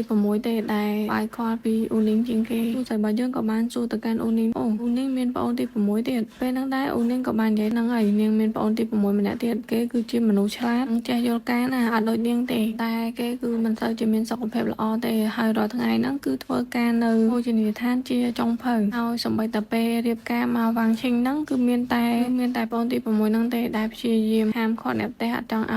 យអូននេះហ្នឹងរៀបការហើយតែនិយាយថាឲ្យអូននេះហ្នឹងអាសាមកលេងផ្ទះផងប៉ុន្តែវាងឈិងនេះគឺមិនដែលឲ្យអូននេះត្រឡប់ទៅលេងផ្ទះទេគឺបានតែមួយឆ្នាំអីជួបមុខប្អូនតែបានតែ2ដងអីហ្នឹងឯងទូស័យរបស់យើងក៏បាននិយាយថាចាប់ពីពេលនេះទៅគឺអូននេះមានសេរីភាពហើយចង់ទៅលេងប្អូនថ្ងៃណាក៏បានដែរអត់អីទេនឹងក៏បាននិយាយទៅមើលខ្លួននឹងសន្សំលុយឲ្យបានច្រើនតិចទៅនឹងនាំប្អូនប្រុសមករស់នៅក្រុងឆាងអាននឹងដែរទូស័យនិយាយថាឲ្យអូននេះគូររូបដែលខ្លួនហើយនឹងប្អូនប្រុសទី6ហ្នឹងអង្គុយមើលផ្កាទាំងអស់គ្នាទៅហើយនៅពេលដែលពួកគេរកលុយបានមានហាងមានអីមានលុយច្រើនហើយទៅស្រុកវិញជាមួយនឹងភាពមានបាននោះគ្មានណាគេហ៊ានមើលងាយអូននេះនឹងទៀតទេកាន់មកដល់នៅថ្ងៃស្អែកនេះវិញពេលហ្នឹងដែរគឺមានមនុស្សជាច្រើនដែលបានទិញផ្កាទូត្រីហើយកំពុងតែរងចាំទូត្រីនៅឯផ្សារឃើញថាផ្ការបស់ពួកគាត់ហ្នឹងគឺសពសពូនអត់ទៅហើយគ្រាន់តែទូស័យរបស់យើងអត់តែមកដល់នឹងព្រាមហ្នឹងពេលហ្នឹងដែរក៏មានបរិសម្នាក់បានចាញ់មុខមកព្រមទាំងនិយាយថាឲ្យទូស័យរបស់យើងហ្នឹងគឺជាមនុស្សស្រីបិសាចដែលលក់ផ្កាល្អមកកាន់ពួកគាត់ទូស័យរបស់យើងគ្រាន់តែមើលមុខក៏ដឹងដែរដោយសារតែអ្នកដែលមកហ្នឹងគឺមកជាមួយនឹងវាងឈិញហ្នឹងដែរទូស័យរបស់យើងក៏បានទៅនិយាយជាមួយអ្នកឯផ្សេងទៀតចឹងណាថាផ្ការបស់ពួកគាត់ហ្នឹងកាត់អីមានបរិសម្នាក់ដែលបានទិញផ្កាទូស័យរបស់យើងកាលពី2-3ថ្ងៃមុនហ្នឹងប្រពន្ធគាត់បានតែគាត់ថាគាត់ហ្នឹងទិញផ្កាអត់ល្អអីចឹងណាទូស័យរបស់យើងក៏ព្យាយាមមើលដីមើលអីចឹងណាថាមកពីអីគេពេលដែលមើលហើយអីហើយហ្នឹងគឺទូស័យយើងមើលឃើញផ្កាហ្នឹងវាត្រូវបានសោចទឹកច្រើនពេកចឹងណាហើយទូស័យរបស់យើងក៏បានសួរតពូហ្នឹងដែរការដែលយកទៅហ្នឹងតើការមើលថែស្រោចទឹកហ្នឹងវាបែបណាខ្លះគាត់តពូហ្នឹងរហ និយាយភ្លាមហ្នឹងបរិសម្នាក់ដែលបានស្រ័យពីដើមដែលជាគ្នាវាងឈិញហ្នឹងក៏បាននិយាយថានាងលក់ផ្កាឲ្យពួកយើងគឺជាផ្កាដែលមិនល្អហើយនៅហ៊ានបន្ទោសពួកយើងថាជាមនុស្សដែលមិនចេះមើលថែផ្កាទៀតហើយក៏មានអ៊ំត្រីម្នាក់ហ្នឹងក៏គាត់បានចូលមកនិយាយផ្កាហ្នឹងគឺគាត់បានទិញតាំងពីទូស័យបើកលក់ដំបូងម៉េះហើយទូស័យរបស់យើងសន្យាថាផ្កាហ្នឹងគឺរយៈពេល30ថ្ងៃគឺវានឹងទិញផ្កាហើយតែឥឡូវនេះមិនទាន់នឹងបាន10ថ្ងៃស្រួលបួផងក៏ចាប់ទៅជាអញ្ចឹងអស់ទៅទូស័យរបស់យើងគឺព្យាយាមដោះស្រាយតាមសន្តិវិធីអញ្ចឹងណាព្យាយាមប្រាប់គាត់ការដែលវាបាក់ដៃបាក់ជើងអញ្ចឹងតើតែមើលសិនថាវាមកពីអីឲ្យប្រកាសអ៊ំត្រីហ្នឹងក៏គាត់ព្យាយាមយកផ្កាហ្នឹងឲ្យមើលដែរប៉ុន្តែវាងឆេងហើយនឹងគ្នាគេបានមកកាត់សម្ដីអ៊ំត្រីហ្នឹងព្រមទាំងនិយាយការងាប់អស់ហើយហ្នឹងនៅមើលអីទៀតសងលុយមកហើយក៏មានអ្នកនៅក្នុងហ្នឹងពី3នាក់ដែរថាសងលុយអញ្ចឹងណាហើយពេលហ្នឹងដែរទូស័យរបស់យើងក៏ព្យាយាមសម្របសម្រួលអញ្ចឹងថានាងគ្មានបំណងថាចង់លក់ផ្កាល្អឲ្យតែអ្នកទាំងអស់គ្នាទេទូស័យរបស់យើងបានព្យាយាមនិយាយដោះស្រាយអញ្ចឹងណាប៉ុន្តែពេលហ្នឹងបាងឆេងក៏បានស្រែកទៅឲ្យអ្នកទាំងអស់គ្នាកុំឲ្យស្ដាប់ទូស័យរបស់យើងនិយាយអីបាងឆេងក៏បាននិយាយនាងលក់ផ្កាមិនល្អគឺស្មើនឹងបោកប្រាស់ទំនុកចិត្តរបស់ញៀវហើយអញ្ចឹងហើយថ្ងៃនេះគឺយើងត្រូវតែបង្រៀនមេរៀនដល់នាងបាងឆេងក៏បាននិយាយវាយតូបនាងទៅពេលហ្នឹងដែរក៏អ្នកផ្សេងទៀតដែលជាគ្នារបស់បាងឆេងហ្នឹងក៏នាំគ្នាទៅបោចផ្កាបោចអីគប់ផើងគប់អីពេញហ្នឹងពងតែបោកចុះបោកឡើងហ្នឹងពូនាងក៏បានរត់មកដល់ដែរហើយក៏ព្យាយាមជួយមូតានអញ្ចឹងណាខ្លាចគេគប់ត្រូវគប់អីអញ្ចឹងទៅទូតែរបស់យើងនៅពេលដែលទប់លែងជាប់ហើយក៏បាននិយាយបាននាងនឹងសងប្រាក់តែរបស់យើងក៏បានដើរទៅនិយាយជាមួយអ្នកផ្សេងទៀតអញ្ចឹងណាថានាងធ្វើការរកស៊ីគឺរកស៊ីរយៈពេលវែងហើយក៏មិនលក់គេឈ្មោះកិត្តិយសរបស់ខ្លួនឯងដែរអញ្ចឹងហើយសូមឲ្យអ្នកទាំងអស់គ្នារងចាំបន្តិចនៅពេលដែលខ្លួនអាចលក់ផ្កាផ្សេងទៀតហើយប្រវត្តិលុយបានគឺខ្លួននឹងសងតាមគ្រប់ចំនួនដែលអ្នកទាំងអស់គ្នាបានទិញទៅពេលហ្នឹងដែរវាងឆេងក៏បានហាមាត់មកទៀតហើយគេគឺជាមនុស្សដែលមិនមានលុយច្រើនទេអញ្ចឹងត្រូវតែឲ្យសងឯហ្នឹងវិញមកគ្នាបើវាងឆេងហ្នឹងក៏ព្យាយាមស្រ័យបន្ទោគ្នាហ្នឹងឲ្យសងលុយវិញមកឲ្យសងលុយវិញមកថ្ងៃហ្នឹងអូននេះក៏បាននិយាយទៅកាន់ទូស័យថាយើងអត់មានលុយនៅសល់ទេបើសិនបើសងទៅហ្នឹងគឺការរកស៊ីហ្នឹងក៏ដួលរលំតែម្ដងទូស័យរបស់យើងក៏បាននិយាយគឺខ្លួននឹងប្រវត្តិលុយទៅឲ្យអ្នកទាំងអស់គ្នាវិញហើយឲ្យអ្នកទាំងអស់គ្នានៅចាំនៅហ្នឹងទៅគឺខ្លួននឹងទៅយកលុយពីផ្ទះចឹងវាងឆេងក៏បាននិយាយបើទូស័យទៅផ្ទះហើយរត់បាត់ទៅគិតមិនទៅនិយាយទៅវាងឆេងសំតែ3តវងវាងឆេងក៏បន្តនិយាយឲ្យទូស័យរបស់យើងហ្នឹងអ្នកទាំងអស់គ្នាទៅមើលថាតើទូស័យហ្នឹងយកលុយមកមែនឬមកក៏អត់អីចឹងទៅហើយទូស័យក៏យកព្រមឲ្យអ្នកទាំងអស់គ្នាហ្នឹងទៅជាមួយខ្លួនដែរតាមផ្លូវដែលដើរកាត់ផ្សារហ្នឹងក្រុមគ្នារបស់វាងឆេងហ្នឹងគឺជាជាបកគោប្រកាសខ្លាំងមែនតើថាទូស័យរបស់យើងលក់ការអត់ល្អបោកប្រាស់ទំនុកចិត្តរបស់អ្នកទិញអីចឹងទៅពូនាងក៏បាននិយាយមូតានគឺជាកំហុសរបស់នាងដែលធ្វើឲ្យវាងឆេងហ្នឹងមករករឿងចឹងទូស័យរបស់យើងក៏ប្រាប់ទៅអ៊ូនាងវិញបារម្ភអីពាក្យចាំរាមហ្នឹងតាមរយៈទៅវាទៅវិញទៅហើយនៅលើក្រោយនៅពេលដែលពួកគេបើកហាងថ្មីហ្នឹងគឺពួកគេនឹងអាចសាងគេឈ្មោះរបស់ពួកគេឡើងមកវិញហើយកាត់មកដល់ខាងទូប្រុសហើយនឹងឈន់យូរដែរវិញពួកគេទាំងពីរអ្នកកំពុងតែមើលកឡោត្រីគឺត្រីហ្នឹងវាអត់ព្រមចាញ់ពីមកហ្នឹងឲ្យពួកគេទាំងពីរអ្នកបានឃើញទេកំពុងតែមើលហ្នឹងក៏ចាប់តែលើសំឡេងក្ដុងក្ដាំងទូប្រុសរបស់យើងក៏បាននិយាយសួនខាងក្រោយហ្នឹងទៀតហើយក៏និយាយជាមួយឈន់យូរតើការរំខានពីអ្នកចិត្តខាងហ្នឹងតើគួរតែប្តឹងសងជំងឺចិត្តប្រមាណទៅហើយឯខាងទូស័យណាវិញក៏មានចាយម្នាក់គាត់និយាយថា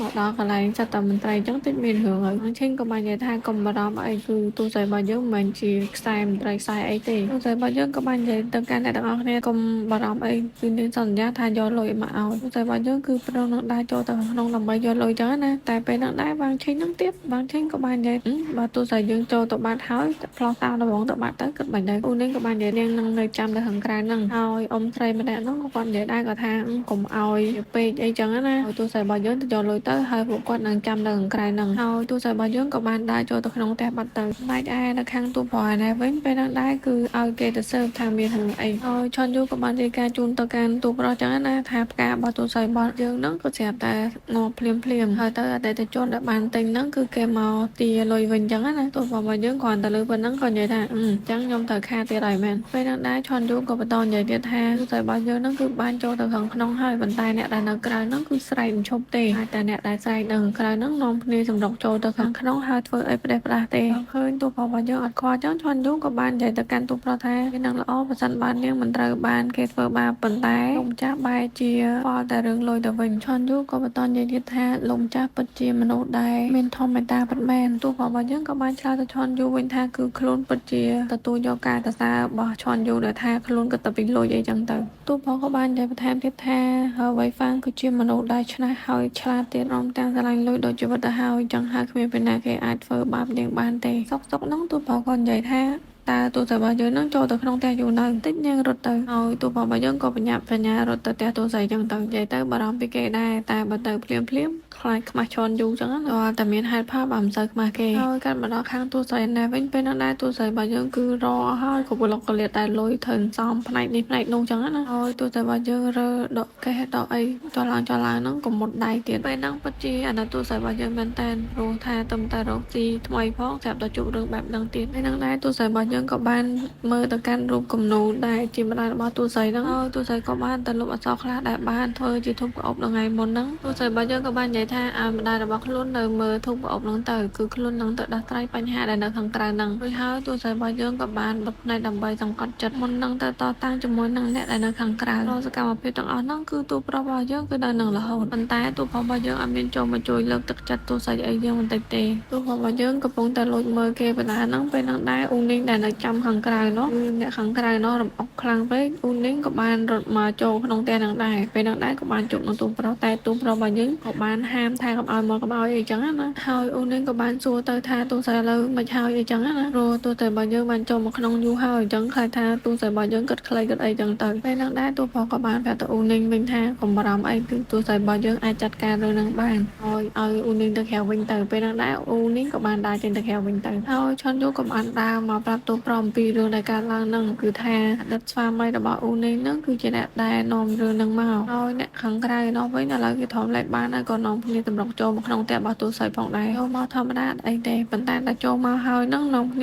ាវាកំតិចរបស់របរផ្សេងទៀតអ្នកផ្សេងហ្នឹងក៏មិនអីទេព្រោះគាត់គ្រាន់តែចង់បានលុយទៅវិញឯណាតែក្រុមបាំងឈិញហ្នឹងតែម្ដងពេលហ្នឹងដែរទូប្រុសរបស់យើងហើយនឹងឈុនយូគឺនៅម្ខាងគឺអត់ចូលជាមួយនឹងកម្មភាពទាំងអស់ហ្នឹងទេឈុនយូក៏បានសួរទៅកាន់ទូប្រុសតែទូប្រុសអត់ចង់ចូលទៅជួយទេទូប្រុសរបស់យើងក៏បានឆ្លើយទៅវិញអីទេរឿងប៉ុណ្ណឹងគឺទូស្រីរបស់យើងអាចចាត់ការបានហើយបាំងឈិញហើយនឹងគ្នាហ្នឹងក៏នៅតែបន្តស្រែកអាឡេអាឡូអាឡាហ្នឹងមួយសន្ទុះក្រោយមកទូស្រីរបស់យើងក៏ដើរចេញមកថាឥឡូវគឺខ្លួនបានរៀបចំលុយនឹងរួចរាល់ហើយទូស្រីក៏បាននិយាយថាតាណាគេមិនដែរវាយរបស់របរហ្នឹងត្រូវតែសងលុយនាងមកវិញចឹងណាពេលហ្នឹងដែរបាំងឈិញក៏បាននិយាយវាយរបស់របរមនុស្សដែលជាជនជាប់ចោតហ្នឹងវាជារឿងត្រឹមត្រូវតែវាអត់ខុសច្បាប់អីចឹងទៅទូស្រីរបស់យើងក៏បាននិយាយចឹងពេលហ្នឹងតើវាទទួលបានលុយមកវិញអត់ហើយទូស្រីរបស់យើងក៏បាននិយាយបន្ថែមទៀតថាបើសិនបើចង់ទៅសាលាស្រុកក៏បានប្រហែលជាការវាកំតិចការរបស់នាងនៅឯផ្សារហ្នឹងគឺមិនគ្រប់គ្រាន់នឹងការសងចំនួនចិត្តនឹងផងទូស្រីរបស់យើងក៏បាននិយាយទៅកាន់អ្នកឯទៀតគឺវាងឈិញហ្នឹងមានគំនុំផ្ទាល់ខ្លួនជាមួយនឹងនាងអញ្ចឹងហើយកុំឲ្យវាងឈិញហ្នឹងប្រើប្រាស់បានឲ្យសោះនៅពេលដែលដូចអញ្ចឹងអ្នកឯទៀតហ្នឹង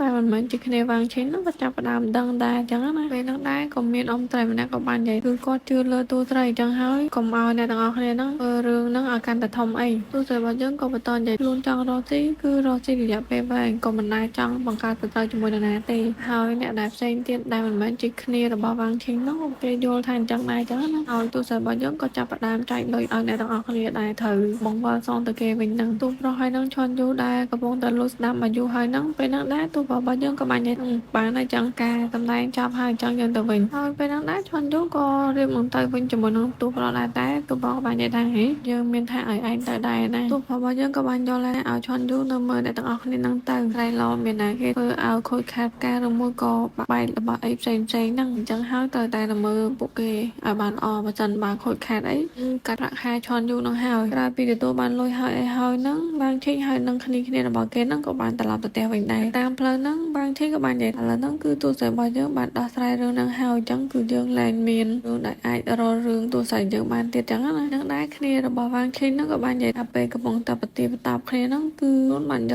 កថងកោបរបស់អ៊ូនីងមកដែរហើយព្រមទាំងនិយាយថាលើកក្រោយហ្នឹងមិនអីទេគឺពួកគេនឹងធ្វើឲ្យជោគជ័យម្ដងទៀតកាន់មកដល់ខាងទូប្រុសណាវិញទូប្រុសរបស់យើងក៏បាននិយាយជាមួយនឹងត្រីបើសិនបើត្រីហ្នឹងមិនចេញមកខាងក្រៅទេមិននឹងអាចចាប់ច្នៃបានហើយទូប្រុសរបស់យើងក៏បាននឹកឃើញទូស្រីរបស់យើងនៅពេលថ្ងៃមិញហ្នឹងទូប្រុសរបស់យើងបាននិយាយជាមួយត្រីខ្លួនស្គាល់មនុស្សម្នាក់តែនៅពេលដែលមានអារម្មណ៍ភ័យខ្លាចហើយសម្បីតែកំពុងតែយំនោះផងដែរហ្នឹងគឺគេមិនដែលគិតវេះនោះទេហើយទូប្រុសក៏និយាយបន្តទៀតថាខ្លួនគួរតែយកត្រីហ្នឹងទៅរៀនតូចពីទូស្រីយើងអត់គិតហើយហ្នឹងទូប្រុសរបស់យើងក៏បានយកត្រីហ្នឹងទៅផ្ទះទូស្រីមែនពេលដែលទូប្រុសរបស់យើងកំពុងតែដើរមកហ្នឹងទូប្រុសរបស់យើងក៏បានឃើញទូស្រីរបស់យើងកំពុងតែជួបមុខអញ្ចឹងណាពេលហ្នឹងដែរទូប្រុសរបស់យើងបានគិតក្នុងចិត្តឲ្យទៅពេលដែលខ្លួនជួបនាងហ្នឹងគឺនៅពេលដែលទូស្រីរបស់យើងយំបានចេះតែអញ្ចឹងរហូតអញ្ចឹងទូប្រុសរបស់យើងក៏បានដើរស្ងាត់ទៅអង្គុយតុកនៅក្បែរនោះទូស្រីរបស់យើងក៏បានងាកមុខមកទៅទូប្រុសយើងដឹងគឺទូស្រីបានយំទេគ្រាន់តែជូតដីជូតអីអញ្ចឹង ងណាព្រោះបើយើងក៏បាននិយាយទៅកាន់តួស្រីមានរឿងប៉ុណ្ណឹងហើយតួស្រីរបស់យើងនៅមាន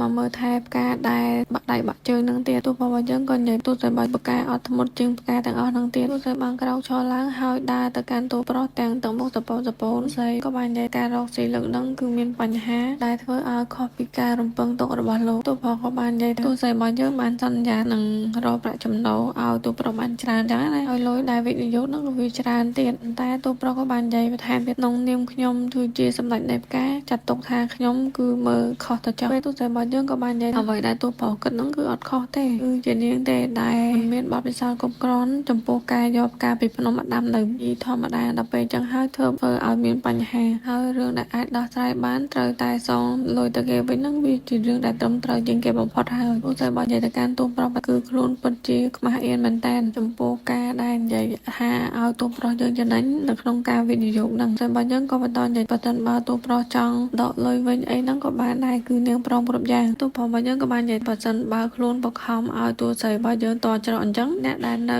វិហារហ៊ុនអ៊ីនហ្នឹងនឹងនិយាយថាខ្លួនគឺជាមនុស្សដែលប្រៃផ្សៃអីចឹងណាតួស្រីរបស់យើងបាននិយាយការរកស៊ីត្រូវតែមានភាពស្មោះត្រង់អញ្ចឹងបើសិនបើតួស្រីអាចរក្សាពាក្យសន្យាបាននឹងគឺជាទំនួលខុសត្រូវរបស់តួស្រីដែលត្រូវសងទៅគេវិញនៅពេលដែលខ្លួនរកប្រាក់ចំណូលបានហើយហ្នឹងគឺខ្លួននឹងសងទៅតួប្រុសគ្រប់ចំនួនចឹងទៅពេលហ្នឹងដែរតួប្រុសរបស់យើងក៏បាននិយាយការរកស៊ីវាមានឡើងមានចុះចឹងឯងឲ្យខ្លួនវិនិយោគ100ចង្កោមចង់បាន1000ចង្កោមមិនមែនវិនិយោគដើម្បីយកលុយដើមហ្នឹងទេហ្នឹងដែរតួស្រីក៏បាននិយាយតួប្រុសគឺជាមនុស្សដែលមានចក្ខុវិស័យវែងឆ្ងាយអីចឹងទៅហើយតួស្រីក៏បានណែនាំទៅតួប្រុសចឹងណាថាឥឡូវហ្នឹងខ្លួនបានបបាការថ្មីមួយទៀតហើយតួប្រុសរបស់យើងធ្វើជាអត់ខ្វល់ទេគឺខ្លួនខ្វល់តែរឿងចំណូលមួយមុខទេហើយតួស្រីក៏បន្តនិយាយការហ្នឹងវានឹងអាចលក់តាន់ពេលវេលានៅរដូវកាលក្រោយអីចឹងណាប្រុសរបស់យើងក៏បាននិយាយគ្រប់យ៉ាងគឺពឹងលើតួស្រីហើយអញ្ចឹងហើយតួប្រុសរបស់យើងក៏បាននិយាយគឺនៅមានរឿងមួយទៀតដែលតួស្រីរបស់យើងត្រូវធ្វើដើម្បីសងជំងឺចិត្តទៅកាន់តួប្រុសវិញចឹងណាហើយតួស្រីរបស់យើងក៏បានសួរទៅកាន់តួប្រុសតើឲ្យនាងធ្វើអី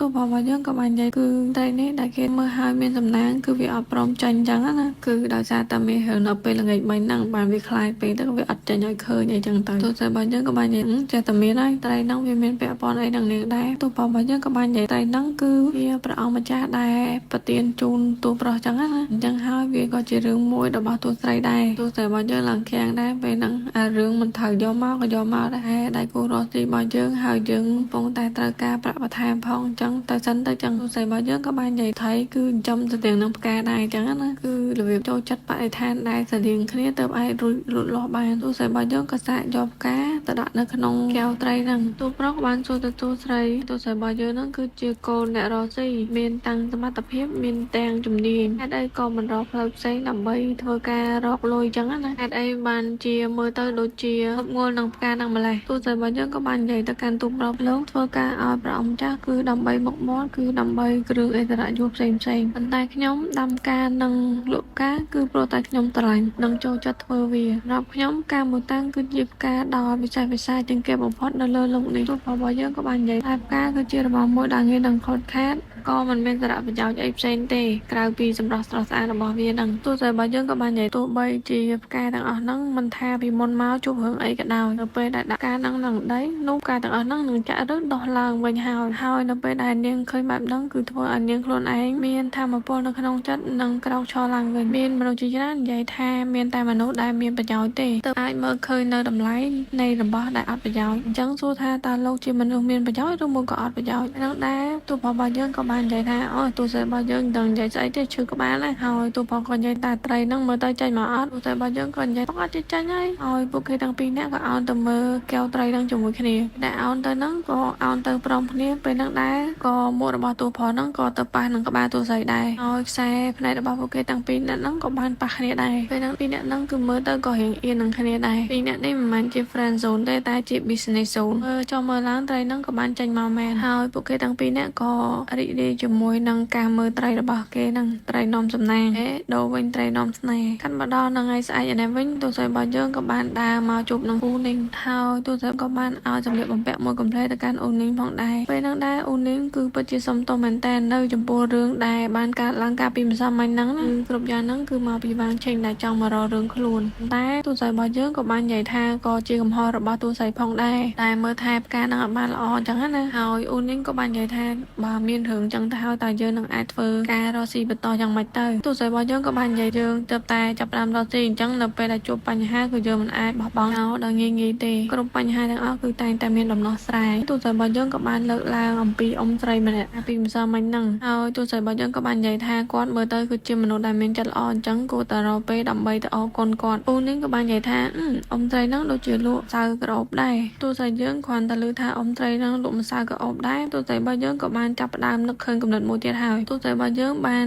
និយាយយើងយកផ្កាដែលបាក់ដីបាក់ជើងហ្នឹងយកទៅធ្វើជាគ្រឿងក្រអូបនោះការចំណាយវាផ្សេងសម្រាប់ការមើលថែផ្កានៅលើក្រោយគឺអាចស៊ីសងគ្នាបានហើយពេលហ្នឹងទោះស្អីរបស់យើងហើយនឹងអូននេះក៏បាននាំគ្នាទៅផ្សារដើរចុះដើរឡើងហ្នឹងទោះស្អីរបស់យើងក៏បានតែរកតូបរបស់អ៊ំស្រីហ្នឹងឃើញទោះស្អីរបស់យើងក៏បានសរសើរអញ្ចឹងណាថាអ៊ំហ្នឹងគាត់ធ្វើម្សៅក្រអូបហ្នឹងវាម៉ត់ល្អវាអីចឹងទៅហើយអ៊ំស្រីហ្នឹងក៏បាននិយាយតែអ្នកទាំងពីរអ្នកទេអីហើយគាត់ក៏បន្តនិយាយទៀតថាមិញហ្នឹងគឺគាត់ក៏មិនចង់ទីលុយទីអីដែរប៉ុន្តែគាត់ណាក៏ខ្វះខាតអីដែរទោះស្អីរបស់យើងក៏បាននិយាយអត់អីទេកុំឲ្យមានអារម្មណ៍ខុសឆ្គងអីគឺជានាងទេដែលស្នើសុំសងប្រាក់ទៅអ្នកទាំងអស់គ្នាវិញហ្នឹងហើយទៅក៏គាត់អញ្ចឹងមករកគ្រឿងក្រអូបគ្រឿងអីមែនពេលហ្នឹងដែរទោះស្អីរបស់យើងក៏បាននិយាយក្លិនដែលគាត់បានកំពុងតែលក់ហ្នឹងគឺវាសាមញ្ញសម្រាប់អ្នកទាំងអស់គ្នាអញ្ចឹងណារបៀបថាណាគេក៏មានប្រាដែរអញ្ចឹងវាទៅជាធម្មតាអស់ទៅហើយដល់អញ្ចឹងធ្វើឲ្យការរកស៊ីរបស់គាត់មើលទៅវាអត់ទៅដំណើរការល្អទេហើយអ៊ំស្រីហ្នឹងក៏គាត់យល់ថាវាអញ្ចឹងដែរហើយគាត់ក៏បន្តនិយាយថាគាត់គង់តែបិទវិញក៏ដែរទេអញ្ចឹងក៏ឲ្យយកមួយម្នាក់ពីរទៅប្រើទៅហើយទោះស្អីរបស់យើងហើយនឹងអូននេះពេលហ្នឹងក៏ប្រកែកអញ្ចឹងណាថាអត់អីទេអត់យកទេអីចឹងទៅទោះស្អីរបស់យើងក៏បាននិយាយជាមួយអ៊ំស្រីហ្នឹងខ្លួនមកនេះគឺមានគោលបំណងពីរទី1គឺដើម្បីអរគុណចំពោះរឿងម្សិលមិញហើយគាត់ជាអ្នកជួយអន្តរាគមន៍កុំឲ្យមានរឿងកាន់តែធំអីចឹងណាហើយទី2ហ្នឹងគឺទោះស្អីរបស់យើងស្នើសុំឲ្យអ៊ំហ្នឹងបរៀនខ្លួនធ្វើម្សៅក្រអូបហ្នឹងអ៊ំស្រីរបៀបណានេះណាគេមកសុំឲ្យគេបរៀនមុខរបររបស់ខ្លួនឯងមកទោះស្អីរបស់យើងក៏បាននិយាយពីគម្រោងការដែលទោះស្អីរបស់យើងចង់ធ្វើទោះស្អីរបស់យើងក៏បាននិយាយការមូតាន់គឺមានក្លិនក្រអូបហើយផ្កាដែលទោះស្អីយើងបានលក់ទៅហ្នឹងគឺវាមានក្លិនរៀងដិតអញ្ចឹងហើយយើងក៏អាចយកក្លិនហ្នឹងធ្វើទៅជាគ្រឿងក្រអូបផងដែរហើយទោះស្អីរបស់យើងក៏បន្តនិយាយទៀតសិនបើយើងធ្វើអញ្ចឹងគឺរបស់ហ្នឹងគឺវាជារបស់ដែលថ្មីប្លែកអញ្ចឹងណាអញ្ចឹងយើងអាចលក់នៅក្នុងតម្លៃល្អបានហើយបើសិនជាអ៊ំស្រីចង់បិទតូបក៏មិនដែរគឺអាចទៅលក់នៅកន្លែងនាងបាននិយាយហើយអីហើយហ្នឹងស្រីហ្នឹងក៏និយាយគឺគាត់យល់ព្រមតែគាត់មានសំណើមួយគ្រាន់តែចង់លើកសំណើហ្នឹងពេលហ្នឹងដែរស្រាប់តែមានគេស្រែកមកពីចម្ងាយមកថាម៉ែហើយគេក៏បង្ហាញនៅតួថ្មីម្នាក់ទៀតហើយតួថ្មីរបស់យើងគឺមើលទៅពិតជា energy ពេញខ្លួនមែនតើនៅពេលដែលនារីម្នាក់ហ្នឹងមកដល់ពេលគ្នាកំពុងតែហ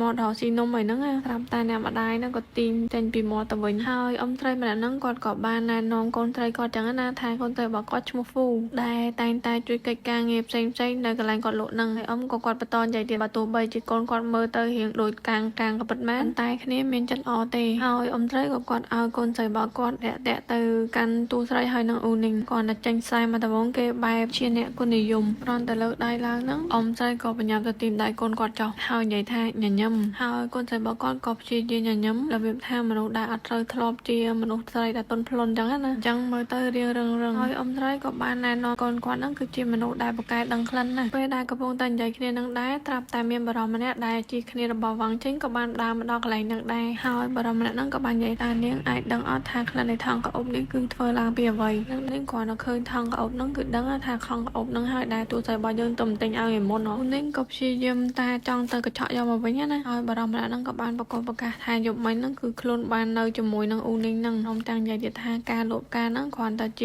ផ្លូវខាងមុខទេតែហេតុផុតនោះគឺលក់ខ្លួនទៅវិញទេហើយបរិមដែលនោះក្បែរនោះហ្នឹងគាត់ក៏បន្តដែរអញ្ចឹងទៅហើយគ្នារបស់វ៉ាងឈីងហ្នឹងក៏បន្តនិយាយទៀតថាគឺខ្លួននឹងឲ្យលុយអូនីងបន្ថែមដើម្បីនៅជាមួយខ្លួនទៀតអញ្ចឹងណាពេលហ្នឹងដែរទូស្រីរបស់យើងក៏បានចេញមកព្រមទាំងនិយាយថាគឺជាវ៉ាងឈីងមែនទេដែលឲ្យលោកមកសាមញ្ញបកករឿងចលាចលមិនឆ្អែតឆ្អន់ទេឥឡូវនេះមកបកាច់បខូចឈ្មោះគេទៀតពិតជាគួរឲ្យស្អប់ពិតមែននិយាយបណ្ដាហ្នឹងទូស្រីរបស់យើងក៏ប្រុងទៅកញ្ចក់ថងក្រអូបហ្នឹងមកវិញដែរប៉ុន្តែត្រូវបានបរិមម្នាក់ហ្នឹងចាប់ដៃជាប់ពេលហ្នឹងដែរអាហ្វូក៏បានចេញមកហើយក៏បានកាច់ដៃបរិមម្នាក់ហ្នឹងព្រមទាំងនិយាយថាក្លិនខ្លួនដែលនៅលើខ្លួនរបស់បរិមម្នាក់ហ្នឹងគឺមកពីបនស្រីភីងកាងទេហើយក្លិនហ្នឹងភាគច្រើនគឺមានតែអ្នកដែលនៅបនស្រីទេដែលគេប្រើប្រាស់អញ្ចឹងណាហើយអាហ្វូក៏បន្តនិយាយទៀតថាបាយហើយបាក់ជើងម្ដងអាហ្វូក៏បានរត់ទៅក្រោយប្រុងថាយកអីមកវាយបន្តទៀតអញ្ចឹងណាហើយត្រូវបានម្ដាយខាត់ជាប់ហើយបរិមម្នាក់នោះវិញក៏រត់ឡើងផាសកញ្ញាំទៅហើយម្ដាយអាហ្វូក៏បានស្ដីឲ្យអញ្ចឹងណាថាកូនរបស់គាត់គឺជាមនុស្សដែលចរិតមើលទៅកោងកាយខ្លាំងខ្លាអញ្ចឹងវាអត់ដូចជាមនុស្សត្រីទូទៅទេណាគេដែលហ៊ានយកអាហ្វូទៅរកស៊ីជាមួយនោះអាហ្វូទោះបីជាលុចចកងទទួលកំហុសក៏ពិតមែនតែក៏និយាយខ្លួនមិនដែលគិតថាចង់ធ្វើ ជាអ្នករកស៊ីទេចង់ធ្វើជាអ្នកកូននិយមដែលជួយមនុស្សរកភាពយុត្តិធម៌អ៊ំស្រីក៏ប្រុងនឹងថាទៅទៀតហើយប៉ុន្តែទូស្រីរបស់យើងក៏បានចូលមកខាត់ព្រមទាំងនិយាយអាហ្វូគឺជាមនុស្សដែលអស្ចារ្យវារៀងប្លែកខុសពីគេចឹងណាបើសិនបានធ្វើការជាមួយគ្នាគឺកាន់តែសប្បាយរីករាយទៀតអាហ្វូក៏បាននិយាយទៅកាន់ទូស្រីតើអត់មើលឃើញថាគេនឹងគឺជាមនុស្សដែលមិនចេះគោរពចាស់ទុំឬមួយក៏ចលើសបើអីទេអីទូស្រីរបស់យើងក៏បានឆ្លើយទៅវិញអត់ទេគឺនាងមើលឃើញអាហ្វូគឺជាមនុស្សដែលមើលទៅស្មោះត្រង់ហើយនឹងមានភាពទីផងដែរនឹងដូចជាពេលមិញនឹងចឹងគឺអាហ្វូបានធ្វើជាមនុស្សស្រីដ៏ក្លាហានទៅជួយអ្នកអាទិគឺដូចជាវីរនារីអញ្ចឹងអាហ្វូគឺពិតជាសប្បាយចិត្តមែនតើព្រោះថាទំឃើញមនុស្សដែលដឹងយល់ពីខ្លួនអីចឹងទៅហើយអ៊ំស្រីពេលហ្នឹងក៏គាត់រៀងធូរចិត្តចឹងណាព្រោះគាត់ក៏ចង់ផ្ញើកូនគាត់ឲ្យទូស្រីរបស់យើងជួយមើលថែដែរហើយអ្នកទាំងអស់គ្នាក៏បានធ្វើការណែនាំខ្លួនចឹងទៅភាគទី12នេះដែរគឺអាហ្វូអ៊ូនីងហើយនឹងទូស្រីរបស់យើងគឺកំពុងតែរៀបចំស្បត់ស្បាយធ្វើជាបងប្អូនស្រីរបៀបថាគេត្រូវមានការស្បត់ស្បាយមុខភ្លើងមុខអីចឹងទៅពេលហ្នឹងដែរអ៊ូនីងក៏បាននិយាយតែការស្បត់ស្បាយហ្នឹងវាត្រូវការមេរបស់ច្រើនអីចឹងណាហើយយើងនៅផ្ទះនេះវាអត់មានគ្រប់គ្រឿងទេចឹងហើយក៏ប្រាប់អាហ្វូថាមិនបាច់ធ្វើទេហើយទូស្រីក៏និយាយថាហ្នឹងហើយមិនបាច់ធ្វើទេតែអាហ្វូនៅតែចង់ធ្វើពេលហ្នឹងអ៊ូនីងក៏បាននិយាយយើងនៅផ្ទះនេះអត់មានម្ចាស់ទឹកម្ចាស់ដីអីទេហើយអត់ដឹងថាគួរទៅគោរពព្រះណាចឹងណាអាហ្វូគ្រាន់តែឮថាត្រូវការម្ចាស់ទឹកម្ចាស់ដីគឺនាងថាអូនាងឃើញនៅកែងផ្លូវនោះអញ្ចឹងញ៉ាំទៅយកទូស្រីរបស់យើងហើយនឹងអ៊ូនីងក៏ព្យាយាមខកតាមមិនបាច់ទេហើយទូស្រីរបស់យើងក៏និយាយថាអញ្ចឹងឲ្យឧបកិច្ចហ្មងទៅហើយគេក៏កាត់មកដល់3នាក់ហ្នឹងកំពុងតែឈរនៅមុខព្រះមួយដែរពេលហ្នឹងអាហ្វូថាតើនឹងជាណាគេតើវាអាចនឹងមានប្រសិទ្ធភាពអត់ទូស្រីរបស់យើងក៏និយាយហ្នឹងគឺជាព្រះនៃទ្រព្យអញ្ចឹងហើយក៏មានប្រសិទ្ធភាពដែរគាត់គឺជាពូជពងទេវតាដូចគ្នាអញ្ចឹងហើយគាត់នឹងផ្សព្វផ្សាយព័ត៌មានហ្នឹងទៅឲ្យអ្នកផ្សេងបានដឹងឮដូចគ្នាដែរនៅខាងទូប្រុសហើយនឹងឈន់យូរណាវិញទូប្រុសរបស់យើងក៏បាននិយាយថ្ងៃនេះផ្កាយច្រើនស្អាតគួរតែបិទភ្លើងដើម្បីគយគុណផ្កាយដើរហ្នឹងទូប្រុសរបស់យើងក៏ឃើញភ្លើងទូប្រុសរបស់យើងក៏បានសួរទៅឈន់យូភ្លើងអីគេណានោះឈន់យូក៏បាននិយាយថាអូភ្លើងហ្នឹងគឺខាងទូត្រីទៅតែនាំអ្នកថ្មីមកម្នាក់ទៀតហើយគឺម្នាក់ត្រីហ្នឹងបានជួយទូត្រីវាយមនុស្សអាក្រក់នៅឯផ្សារកាលពីថ្ងៃមិញហើយឥឡូវហ្នឹងពួកគេទាំង3នាក់កំពុងតែស្បត់ស្បាយជាមួយគ្នាទូប្រុសរបស់យើងក៏បាននិយាយថាទូត្រីកំពុងតែធ្វើជំនួញឬមួយក៏ចង់ខ្លាចទៅជាអ្នកសំទានរបៀបថានាំគេមកមានតែរឿងដាក់ខ្លួនចឹងកាត់មកដល់ខាងនារីត្រីខណាវិញគេកំពុងតែដុតភ្លើងរៀបនឹងអានពាក្យស្បត់ស្បាយហើយអាហ្វូជាអ្នកចាប់ផ្ដើមនិយាយមុនដោយសារតែការស្បត់ស្បាយហ្នឹងគេត្រូវអានពាក្យច្រើនចឹងណាអាហ្វូរបស់យើងខំលួចមើលផងអីផងនៅតែពិបាកអានពេកហ្នឹងក៏បាននិយាយថាអូស្បត់ស្បាយអីក៏ពិបាកម្លេះទូស្រីរបស់យើងនៅពេលដែលឃើញថាពិបាកពេកក៏បាននិយាយអញ្ចឹងយើងធ្វើអញ្ចេះវិញទៅហើយទូស្រីរបស់យើងក៏បាននិយាយឃ្លានឹងបើទោះបីជាមិនបានកើតនៅក្នុងថ្ងៃខែឆ្នាំតែមួយតែសូមឲ្យមានបាននៅក្នុងថ្ងៃខែឆ្នាំតែមួយជាមួយអាហ្វូឮអញ្ចឹងហើយក៏មានអារម្មណ៍ថាអូល្អតាចង់និយាយថាវាងាយខ្លីៗហើយវាស្រួលស្ដាប់អញ្ចឹងណាហើយពួកគេទាំង3នាក់ក៏ចាប់ផ្ដើមនិយាយពាក្យហ្នឹងទាំងអស់គ្នាអញ្ចឹងទៅដឹងអញ្ចឹងការស្បត់ស្បែកនៅពេលដែលនិយាយពាក្យសម្បត្តិហើយហ្នឹងគឺគេផឹកហើយគប់ចានចោលអញ្ចឹងណាពេលណាអាហ្វូគ្រាន់តែផឹកហើយហ្នឹងក៏គប់ចានចោលឡើង2នាក់នោះឡើងភ័យអាហ្វូឡើងលេឡើងមែនតែអត់ដឹងថាតើខ្លួនហ្នឹងធ្វើត្រូវឬមួយក៏អត់ទេឃើញអញ្ចឹងទូស្រីរបស់យើងក៏បោកចានដែរទៅមកដល់នៅថ្ងៃស្អែកថ្មីនេះគឺនៅពេលដែលទូស្រីចាប់ផ្ដើមរៀបចំធ្វើគ្រឿងក្រអូបថ្មីដែលគ្រឿងក្រអូបហ្នឹងគេមានហើយក៏បានពិភាក្សាពីលំនាំនៃការធ្វើអញ្ចឹងណាថាត្រូវធ្វើពីណាតាណាអីចឹងទៅទូស្រីរបស់យើងក៏បាននិយាយថាស្រីក៏និយាយថាយកម្សៅពោតជាតំណប់នៃការធ្វើម្សៅក្រអូបហ្នឹងហើយគ្រឿងក្រអូបហ្នឹងគឺរោយពីលើហើយសិនជាធ្វើអញ្ចឹងគឺម្សៅពោតហ្នឹងវារៀងកាត់ក្លិនក្រអូបខ្លះអញ្ចឹងណាហើយផ្កាមូតាន់ដែលយើងក្រងនឹងធ្វើហ្នឹងអាចនឹងក្លិនវាអត់សូវល្អទេអញ្ចឹងហើយបើសិនបើយើងនៅតែប្រើវិធីសាស្ត្រចាស់ដដែលហ្នឹងអាចនឹងថាការលក់ដូររបស់យើងក៏វាមិនខុសអីពីលើកមុនដែរទូស្រីរបស់យើងក៏បានលើកឡើងថាបើសិនបើយើងលាយក្លិនជាមួយនឹងម្សៅពោតត្មងទៅអញ្ចឹងក្លិនដើមរបស់វាហ្នឹងអាចនឹងនៅប្រសើរឡើងជាងមុនមានន័យថាក្លិនរបស់វានៅតែរក្សាដូចដើមអ៊ំត្រីក៏ចឹងមិនតាអាហ្វូក៏បាននិយាយខ្លួនក៏អត់ដែរឃើញគេធ្វើអញ្ចឹងបើសិនបើយើងអាចធ្វើវាបានយើងនឹងដាក់ឈ្មោះវាឲ្យល្អមួយតែអ៊ូនីងក៏បាននិយាយបើសិនបើយើងធ្វើដូចដែលទូស្រីនិយាយហ្នឹងគឺត្រូវប្រើវត្ថុធាតុដើមហ្នឹងច្រើនហើយអ៊ូនីងក៏បាននិយាយបន្តទៅការមូតាន់ហ្នឹងក៏ជាការកម្រដែរបើសិនជាយើងធ្វើអញ្ចឹងដូចវារៀងខ្ជះខ្ជាយអីចឹងទៅទូស្រីរបស់យើងក៏បានឆ្លើយទៅវិញសិនជាយើងសម្រេចចិត្តថាធ្វើហើយគ្រប់ជំហានគឺត្រូវតែធ្វើឲ្យល្អបំផុតមិនអាចធ្វើហើយចេះតែដាក់ឈ្មោះថាជាក្លិនរបស់ផ្កាមូតាន់បានទេតតែអញ្ចឹងទើបសមនឹងឈ្មោះផ្ទះយើង គឺសម្បូរទៅដោយផ្កាមូតានលើសពីនេះទៅទៀតហ្នឹងគឺជាភាពទុកចិត្តពីអតិថិជនរបស់យើងផងដែរក្រោយនិយាយហើយហ្នឹងទូទៅរបស់យើងក៏និយាយបើសិនបើអត់មានការជំទាស់អីផ្សេងទៀតទេអញ្ចឹងយើងចាប់ផ្ដើមធ្វើវាហើយអ្នកទាំង4ក៏ចាប់ផ្ដើមធ្វើក្លិនផ្កាមូតានហ្នឹងពីមួយដំណាក់ទៅមួយដំណាក់អញ្ចឹងទៅដោយសារតែវាមានច្រើនស្ទប់អញ្ចឹងខ្ញុំក៏អត់ច្បាស់ដែរថាវាអីជាអីអញ្ចឹងណាអញ្ចឹងហើយយើងកាត់តែម្ដងទៅហើយគេក៏កាត់មកដល់វគ្គលាយក្លិនម្ដងទូទៅរបស់យើងក៏បានសួរអ៊ំស្រីសុនហ្នឹងអំពីការលាយថាបរិមាណប៉ុណ្ណាអីចឹងទៅអ៊ំស្រីសុនក៏បានឆ្លើយមកវិញថាការលាយហ្នឹងគឺអាស្រ័យលើម្ចាស់ហាងខ្លួនឯងទេថាចង់បានក្លិនប៉ុណ្ណាអីប៉ុណ្ណាទូទៅក៏បាននិយាយគ្នាគឺសុទ្ធតែបានខិតខំប្រឹងប្រែងធ្វើកិច្ចការហ្នឹងអញ្ចឹងឲ្យលាយម្ដងម្នាក់អញ្ចឹងណាអ៊ូនីងក៏បានចាប់ផ្ដើមលាយមុនគេនៅពេលដែលលាយហើយអីហើយហ្នឹងអ៊ូនីងក៏បាននិយាយក្លិនវាគួរតែជាក្លិនបែបស្រាលស្រទន់ពេលហ្នឹងដែរអាហ្វូក៏បាននិយាយថាបែបស្រាលស្រទន់បែបកើតដូចខ្លួនឯណាធ្វើការនៅខាងក្រៅបែកញើសបែកអីអញ្ចឹងហើយក្លិនតទៅរៀងខ្លាំងតិចបានការអាហ្វូក៏បានកាយដាក់ហើយម្ដាយនោះឃើញអញ្ចឹងក៏បានខាត់ព្រមតែនិយាយថាឲ្យដាក់អញ្ចឹងដាក់ឲ្យលាយហ្មងម៉ែណាអ៊ូនីងក៏បាននិយាយយើងអត់មានផ្កានឹងច្រើនទេបើសិនបើយកក្លិនខ្លាំងគឺធ្វើឲ្យយើងអត់អាចធ្វើបានច្រើនប្រអប់អញ្ចឹងណាហើយអ៊ំត្រីសុនក៏បានលើកឡើងមិនអីទេយើងនៅមានវត្ថុធាតុដើមផ្កាផ្សេងទៀតដែរតាអញ្ចឹងហើយធ្វើឲ្យបានច្រើនប្រភេទហើយលក់ទៅក៏មិនអីដែរឲ្យអ្នកទិញហ្នឹងគេមានជំរើសផងដែរអ៊ំត្រីសុនក៏បន្តនិយាយប៉ុន្តែការធ្វើម្សៅតំណប់ហ្នឹងគឺវាត្រូវការកម្លាំងពលកម្មច្រើនអញ្ចឹងហើយយើងអាចនឹងត្រូវចំណាយច្រើនទៅលើរឿងហ្នឹងដែរទោះតែរបស់យើងបានស្ដាប់បដាហ្នឹងក៏គិតបដាទោះតែរបស់យើងក៏លេចនៅគំនិតមួយព្រមទាំងនិយាយថាគឺខ្លួននឹកឃើញគំនិតមួយហើយមិនចាំបាច់ឲ្យគេពិបាកក្នុងការរើសក្លិនខ្លាំងឬក៏ស្រាលទេហើយគេក៏កាត់មកដល់នៅហាងកណាត់មួយកន្លែងពេលហ្នឹងដែរនារីពីរនាក់ហ្នឹងគាត់កំពុងតែរើសកណាត់ទាំងពីរហ្នឹងគាត់ថាកណាត់ហ្នឹងនៅតែអញ្ចឹងណាវាអត់មានផ្លាស់ប្ដូរអីសោះដូចទៅឆ្នាំមុនមួយសំទូក្រោយមកហ្នឹងគឺអូននីងក៏បានដើរចូលក្នុងហ្នឹងព្រមទាំងយកម្សៅក្លិនហ្នឹងមកតបលើខ្លួនអញ្ចឹងណាពេលដែរនារីទាំងពីរនាក់ហ្នឹងគាត់ហិតក្លិនហ្នឹងទៅគាត់ក៏សួរថាទិញនៅណាអីនៅណាអញ្ចឹងទៅចំណែកឯខាងអាពូណាកំពុងតែបង្ហាញក្បាច់គុណរបស់ខ្លួនមិនមែនហាត់ក្បាច់គុណដើម្បីសុំប្រាក់តាមផ្លូវទេណាគឺបង្ហាញក្បាច់គុណដើម្បីផ្សព្វផ្សាយពីមុខរបរដែលខ្លួនកំពុងតែលក់ហ្នឹងទៅពេលដែលអាហ្វូបង្ហាញក្បាច់គុណចំហ្នឹងក៏គេបោះកាក់បោះអីឲ្យអញ្ចឹងណាតែអាហ្វូក៏បានលើកអាតុងដែលនៅខាងក្រោយខ្លួនហ្នឹងព្រមទាំងនិយាយខ្លួនបានលក់គ្រឿងក្អមអញ្ចឹងហើយឲ្យអ្នកទាំងអស់គ្នាជួយទៅសាកមើលផងព្រមទាំងកវីតុងហ្នឹងផងដែរហើយនៅកន្លែងលក់ឯនេះវិញគឺសុទ្ធតែមនុស្សស្រីដែលពួកគាត់មកសាកក្លិនហ្នឹងអញ្ចឹងណាហើយម្នាក់ក៏បានតេស្តទៅតាមក្លិនដែលខ្លួនចង់បានកាត់មកដល់ពេលយប់ឯនេះវិញពេលហ្នឹងដែរទូទៅរបស់យើងកំពុងតែគិតបញ្ជីបោកចោះដកឡើងហ្នឹងទូទៅរបស់យើងក៏បាននិយាយថាអូនេះថ្លៃខូចខាតផ្កាលើកមុនហ្នឹងគឺឥឡូវហ្នឹងគឺយើងរកបានមកវិញហើយលើពីហ្នឹងថែមទៀតហ្នឹងក៏យើងរកបានប្រាក់ចំណូលបន្ថែមទៀតដែរនិយាយហើយអីហើយហ្នឹងទូទៅរបស់យើងក៏បានយកกระดาษតែបញ្ជាក់ពីលុយអញ្ចឹងណាដូចផ្សេងអញ្ចឹងទូទៅរបស់យើងក៏បាននិយាយថាការរកស៊ីត្រូវតែចែកស្មើ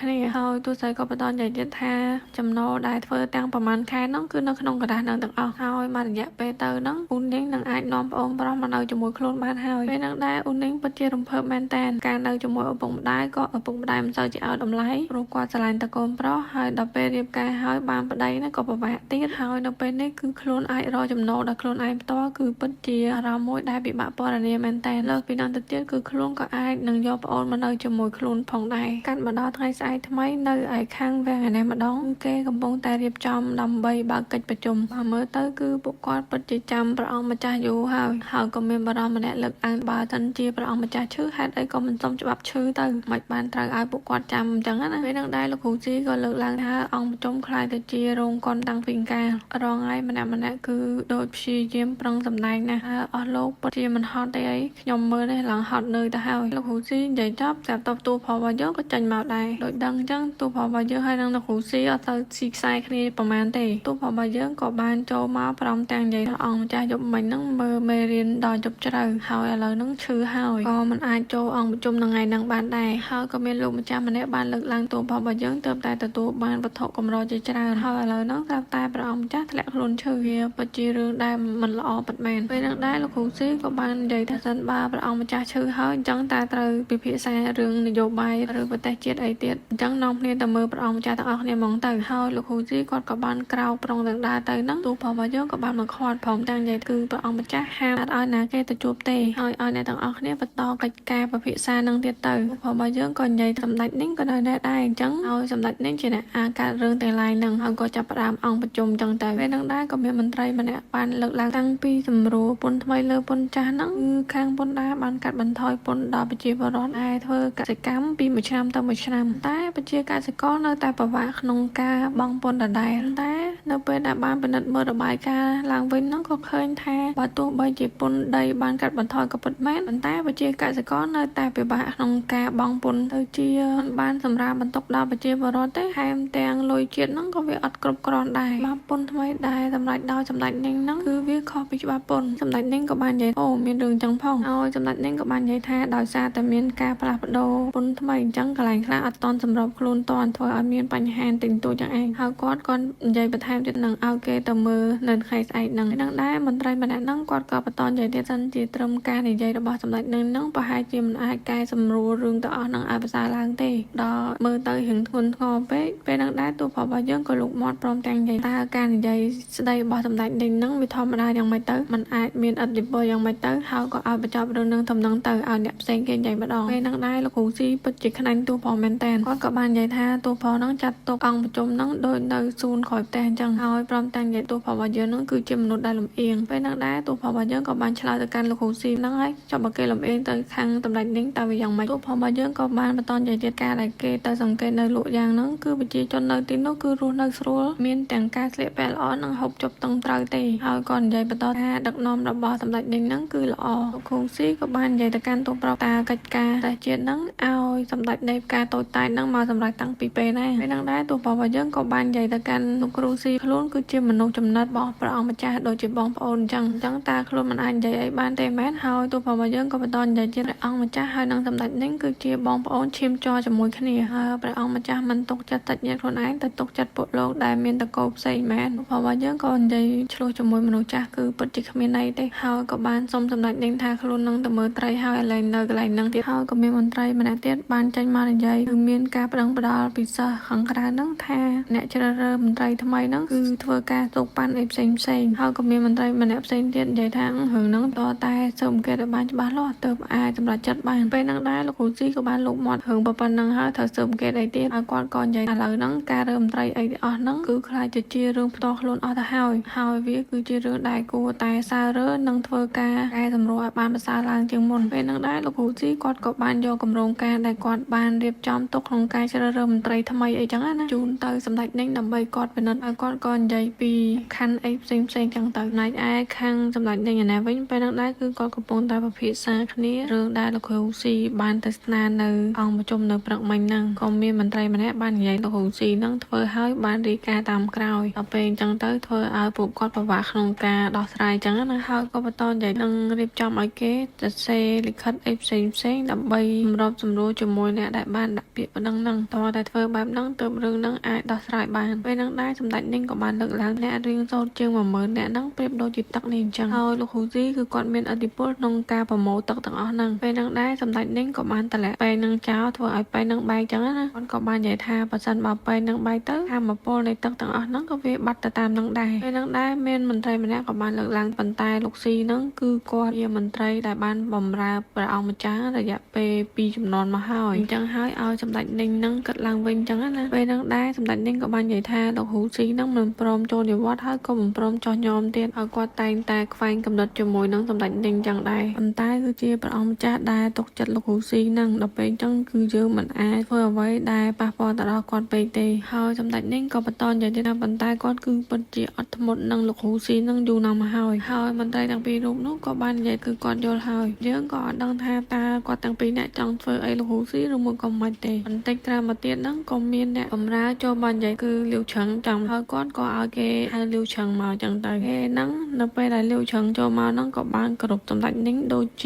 ាត្រីទូទៅអញ្ចឹងណាគឺអត់គោរពដូចជាឪពុកក្មេកអីទេពេលហ្នឹងដែរសម្ដេចនាងក៏បាននិយាយថាជាលាវឆឹងហ្នឹងនៅតែអត់ទាន់ទម្លាប់នៅឆាំងអានហ្នឹងសម្បីតែអ្នកបម្រើហ្នឹងក៏សង្ស័យអំពីទំនាក់ទំនងរវាងពួកគេទាំងពីរនាក់ដែរពេលហ្នឹងដែរលាវឆឹងក៏បាននិយាយដោយសារតែខ្លួនអត់ទាន់រៀបការជាមួយព្រះនាងទេអញ្ចឹងអត់ហ៊ានហៅសម្ដេចនាងជាឪពុកអីចឹងទេហើយសម្ដេចនាងក៏គាត់បានថាអញ្ចឹងមកហ្នឹងគឺមានការអីមែនពេលហ្នឹងដែរលាវឆឹងក៏បាននិយាយគឺខ្លួនបានមើលឯកសាររយៈពេល 2-3 ឆ្នាំចុងក្រោយហ្នឹងឃើញការចំណាយវាអត់ត្រូវស្រួលគឺមានភាពមិនប្រ ក៏ដីហើយភាគច្រើនគឺចំណាយទៅលើរឿងទឹកចំនួននៅពេលដែលឃើញចឹងហើយគឺលូឆឹងបានរៀបចំគម្រោងពីការទប់ទល់នឹងទឹកចំនួនអីផ្សេងឲ្យសម្ដេចមីងពិនិត្យមើលហើយអ្នកបម្រើក៏បានដើរមកយកឯកសារពីដៃលូឆឹងយកទៅឲ្យសម្ដេចនីងប៉ុន្តែពេលហ្នឹងដែរសម្ដេចនីងគឺអត់អានទេឲ្យគេយកទៅទុកចឹងណាហើយសម្ដេចនីងក៏បានសួរទៅលូឆឹងតានឹងដៃហ្នឹងអីគេហ្នឹងដែរលូឆឹងក៏បានឆ្លើយទៅវិញដៃហ្នឹងដោយសារតែខ្លួនទៅសេច្រើនពេកទៅទឹកថ្នាំវាប្រឡាក់នឹងក៏ដោយអាវហ្នឹងពេលហ្នឹងដែរសម្ដេចនីងក៏បាននិយាយទោះបីធ្វើជាមន្ត្រីមិនក៏ដោយថាតាណាតណៃទេគឺលូឆឹងហ្នឹងគឺជាកូនប្រសាររបស់សម្ដេចនីងអញ្ចឹងមុខមាត់អីផ្សេងហ្នឹងគឺប៉ះពាល់ដល់សម្ដេចនីងដែរដូច្នេះហើយត្រូវតែធ្វើខ្លួនឲ្យបានល្អហើយគាត់ក៏បន្តនិយាយទៀតកៅអៅហ្នឹងក៏ជាយុជនដែលផ្ដល់ឲ្យដែរអញ្ចឹងហើយត្រូវតែចេះមើលថែឲ្យបានល្អហើយសម្ដេចនីងក៏បន្តនិយាយគឺមានសួនផ្កានៅជាក្រុងហ្នឹងលើគេថារីកហើយអញ្ចឹងក៏បាននិយាយថាបាលាវឆឹងហ្នឹងមានពេលទំនេរកុំភ្លេចនាំយុជនដែលជាកូនស្រីរបស់គាត់ហ្នឹងទៅដើរកំសាន្តលេងផងពេលហ្នឹងដែរលាវឆឹងក៏យល់ព្រមទៅហើយលាវឆឹងក៏បានសួរទៅសម្ដេចនីងតើសម្ដេចនីងហ្នឹងអត់មើលឯកសារដែលខ្លួនឲ្យមិញហ្នឹងទេពេលហ្នឹងដែរសម្ដេចនីងក៏បាននិយាយថាមិនអីទេចាំលើកក្រោយទៅរួចហើយលាវឆឹងក៏លាសម្ដេចនីងចេញទៅយើងនិយាយមើលទៅសម្ដេចនីងកុំតកូនគាត់ឯងកុំឲ្យគាត់មិនយកលាវឆឹងមកទេមកដល់ខាងទូស្រីនេះវិញពេលហ្នឹងដែរទូស្រីរបស់យើងកំពុងតែមើលថែផ្កាធម្មតាហ្នឹងតែអ៊ូនីងក៏បានយកនំមួយមកឲ្យទូស្រីញ៉ាំឲ្យទូស្រីយើងភ្លក់អីចឹងណាពេលហ្នឹងដែរទូស្រីរបស់យើងក៏បានភ្លក់នំហ្នឹងហើយព្រមទាំងនិយាយថានំហ្នឹងដូចជាមានក្លិនក្រអូបហើយរសជាតិវាក៏ឆ្ងាញ់ទៀតពេលញ៉ាំនំហ្នឹងដែរទូស្រីរបស់យើងក៏បាននឹកទៅដល់យូលូដល់ឃើញមុខទូស្រីយើងរៀងកំសត់ពេលហ្នឹងអ៊ូនីងក៏បានសួរថាតើទូស្រីយើងកើតអីមែនទូស្រីរបស់យើងក៏បានឆ្លើយទៅវិញគឺនាងនឹកដល់មនុស្សម្នាក់ឯចូលចិត្តនំហ្នឹងណាទូស្រីយើងពេលហ្នឹងនិយាយបណ្ដាអ៊ូដាំកបណ្ដាទូស្រីរបស់យើងក៏បាននិយាយនំហ្នឹងឆ្ងាញ់ណាស់បើសិនជាយើងអាចឲ្យភ្ញៀវក៏ល្អដែរហើយក៏សួរទៅអ៊ូនីងថាតើធ្វើច្រើនអត់តែអ៊ូនីងក៏បានឆ្លើយគឺខ្លួនធ្វើ50ហ៎តែគ្រាន់តែចេញពីឡដិតនំហ្នឹងមកភ្លាមគឺថនយូរមកយកនំហ្នឹងទៅអស់ទូស្រីរបស់យើងក៏បាននិយាយទៀតសម្ដេចនៃផ្កាហ្នឹងទៀតហើយផ្ការកលុយឲ្យគេហើយឥឡូវទៅបីតនំហ្នឹងក៏មកតដើមទៀតគឺខ្សែលើយើងណាហើយទូស្រីរបស់យើងក៏សួរថាតើឥឡូវហ្នឹងពួកគេតាណាហើយកាត់មកដល់កន្លែងមួយទៀតហ្នឹងគឺនៅពេលដែលឈុនយូកាន់ប្រវិចនំហ្នឹងមកទូប្រុសរបស់យើងដែលនៅលើសែនហ្នឹងក៏ប្រាប់ឈុនយូថ្ងៃហ្នឹងបាច់ទៅទេចាំខ្លួនអ្នកយកទៅហើយឈុនយូនោះទៀតក៏អញ្ចឹងឈុនយូក៏បានសួរទៅទូប្រុសចុះបើគេសួរថាតើទូប្រុសរបស់យើងទៅណាហេតុអីក៏មិនយកខ្លួនទៅតាមអញ្ចឹងទូប្រុសរបស់យើងក៏បានឆ្លើយទៅវិញឲ្យគេគិតខ្លួនឯងខ្លះទៅហើយទូប្រុសរបស់យើងក៏ចេញទៅបាត់ទៅទូស្រីរបស់យើងក៏បានតាមទូប្រុសមកដល់ព្រៃរិស័យមួយតែនៅក្នុងព្រៃរិស័យនោះគឺមានដំណាក់មួយនៅទុកនៅហ្នឹងដែរចំណែកឯខាងទូប្រុសនេះវិញឃើញថាទូប្រុសរបស់យើងបានយកនំហ្នឹងមកចែកក្មេងៗដែលនៅក្នុងដំណាក់ហ្នឹងហើយក៏មានអ៊ំចាស់មួយក៏នៅហ្នឹងដែររបៀបថាមណ្ឌលកុមារកំព្រាអីចឹងណាហើយទូស្រីរបស់យើងគឺបានលួចមើលពីមាត់ទ្វារហ្នឹងនៅរាល់សកម្មភាពដែលទូប្រុសនិងក្មេងៗទាំងអស់ហ្នឹងលេងជាមួយគ្នាចឹងទៅហ្នឹងដែរទូប្រុសរបស់យើងបានបរៀនកូនក្មេងប្រុស2នាក់ហ្នឹងបាញ់ចាពីមពេលលើកដំបូងទិសដៅផ្សេងទេនៅពេលដែលបាញ់ទូប្រុសរបស់យើងក៏បានបាញ់សម្ដៅទៅកន្លែងទូស្រីហើយក្មេងប្រុស2នាក់ហ្នឹងក៏បានរត់មកកាន់មាត់ទ្វារហ្នឹងដែរព្រមទាំងនិយាយទៅកាន់ទូស្រីថាចៅចង់ទៅណាពេលហ្នឹងទូស្រីរបស់យើងក៏បានឆ្លើយទៅវិញគឺខុសហើយគឺផ្ទុយឲ្យសាលាតែម្ដងគឺខ្លួនមកចាប់ចៅដែលលួចនំរបស់ខ្លួនមកហ្នឹងទូស្រីរបស់យើងក៏និយាយទៅកាន់ទូប្រុសអញ្ចឹងគឺជាគំរូដែលមិនល្អចំពោះក្មេងហើយទូប្រុសរបស់យើងក៏បាននិយាយគេគឺជាមនុស្សស្លូតត្រង់ថាមិនត្រូវធំឡងក៏អាចខ្លាចទៅជាមនុស្សអាក្រក់ដែរពងតែនិយាយគ្នាហ្នឹងអ៊ំប្រុសម្នាក់ក៏បានដើរចេញមកព្រមទាំងនិយាយចឹងបាននំនៅថ្ងៃនេះឆ្ងាញ់ជាងរាល់ដងហើយអ៊ំប្រុសម្នាក់ហ្នឹងក៏បានអញ្ជើញទូស្រីរបស់យើងឲ្យផឹកតែផឹកអីចឹងទៅពេលហ្នឹងដែរទូស្រីរបស់យើងក៏បានសួរទៅអ៊ំប្រុសហ្នឹងតើអ៊ំប្រុសហ្នឹងបើកមណ្ឌលកុមារកំព្រាមែនហើយអ៊ំប្រុសម្នាក់ហ្នឹងដែលឈ្មោះលោកអ៊ូហ្នឹងគាត់ក៏បាននិយាយថាអត់ទេគឺគាត់ចាំមើលថែនៅផ្ទះជាមួយគ្នាទេគឺគាត់មិនចង់ឲ្យក្មេងៗមានអារម្មណ៍ខុសពីអ្នកដទៃហើយទូស្រីរបស់យើងក៏បានសុំទៅពូហ្នឹងដែរចឹងណាគឺខ្លួនហ្នឹងសួរនាំច្រើនអីចឹងទៅតែពូហ្នឹងគាត់និយាយថាអត់អីទេទូស្រីរបស់យើងក៏បានសួរបន្ថែមថាមើលទៅលោកអ៊ូហើយនឹងទូប្រុសរបស់យើងមើលទៅដូចជាស្និទ្ធស្នាលនឹងគ្នាទាំងដែលថាលោកអ៊ូហ្នឹងក៏មកពីលក់យ៉ាងទេពេលហ្នឹងដែរលោកអ៊ូក៏បាននិយាយគឺគាត់ចាក់ចេញពីលក់យ៉ាងហ្នឹងមកធ្វើការនៅដំណាក់ចាំងដើម្បីរកប្រាក់គឺគាត់មានទេពកោសល្យខាងធ្វើថ្នាំបុរាណហើយក្រោយមកទៀតហ្នឹងម្ដាយរបស់ទូប្រុសរបស់យើងក៏បានលើកគាត់ឲ្យទៅជាអ្នកបម្រើផ្ទាល់របស់គាត់តែម្ដងអញ្ចឹងហើយគឺគាត់មើលឃើញទូប្រុសរបស់យើងធំតាំងពីនាយមកហើយទូស្រីរបស់យើងក៏បានសួរទៅពូនឹងបន្ថែមតើទូប្រុសរបស់យើងហ្នឹងនៅក្មេងចរិតអញ្ចឹងដែរមែនហើយលោកអ៊ូក៏បាននិយាយថាបើទោះបីជាទូប្រុសរបស់យើងមើលទៅដូចជាមានចំហាយពិឃាតពិតមែនប៉ុន្តែជាក់ដែនទៅមិនអញ្ចឹងទេជាមនុស្សដែលមានទឹកចិត្តល្អនិងស្មោះត្រង់តែក្រោយពីម្ដាយរបស់ទូប្រុសរបស់យើងបានស្លាប់ទៅហ្នឹងគេរំសាយរឿងការងារហ្នឹងដែរនៅពេលឆ្នាំជាមួយគ្នាហ្នឹងនៅលក់យ៉ាងហ្នឹងក៏មានរឿងហើយគាត់ក៏ត្រូវទៅវិញអញ្ចឹងណាហើយទូប្រុសរបស់យើងនៅពេលដែលឃើញក្មេងៗអត់មានអ្នកមើលថែអញ្ចឹងក៏បានហៅ គាត់ឲ្យមកវិញដែរដើម្បីនៅមើលថែកូនក្មេងទាំងអស់ហ្នឹងអញ្ចឹងទៅកំពុងតែនិយាយគ្នាហ្នឹងទូផរបស់យើងក៏បានយកទឹកដាក់ក្បែរទូស័យពេលហ្នឹងដែរទូស័យរបស់យើងក៏បានសួរថាយកមកធ្វើអីទូផរបស់យើងក៏បាននិយាយថាគឺឲ្យទូស័យរបស់យើងហ្នឹងជួយងូតទឹកឲ្យក្មេងៗព្រោះថាមិញវាងដែរត្រូវធ្វ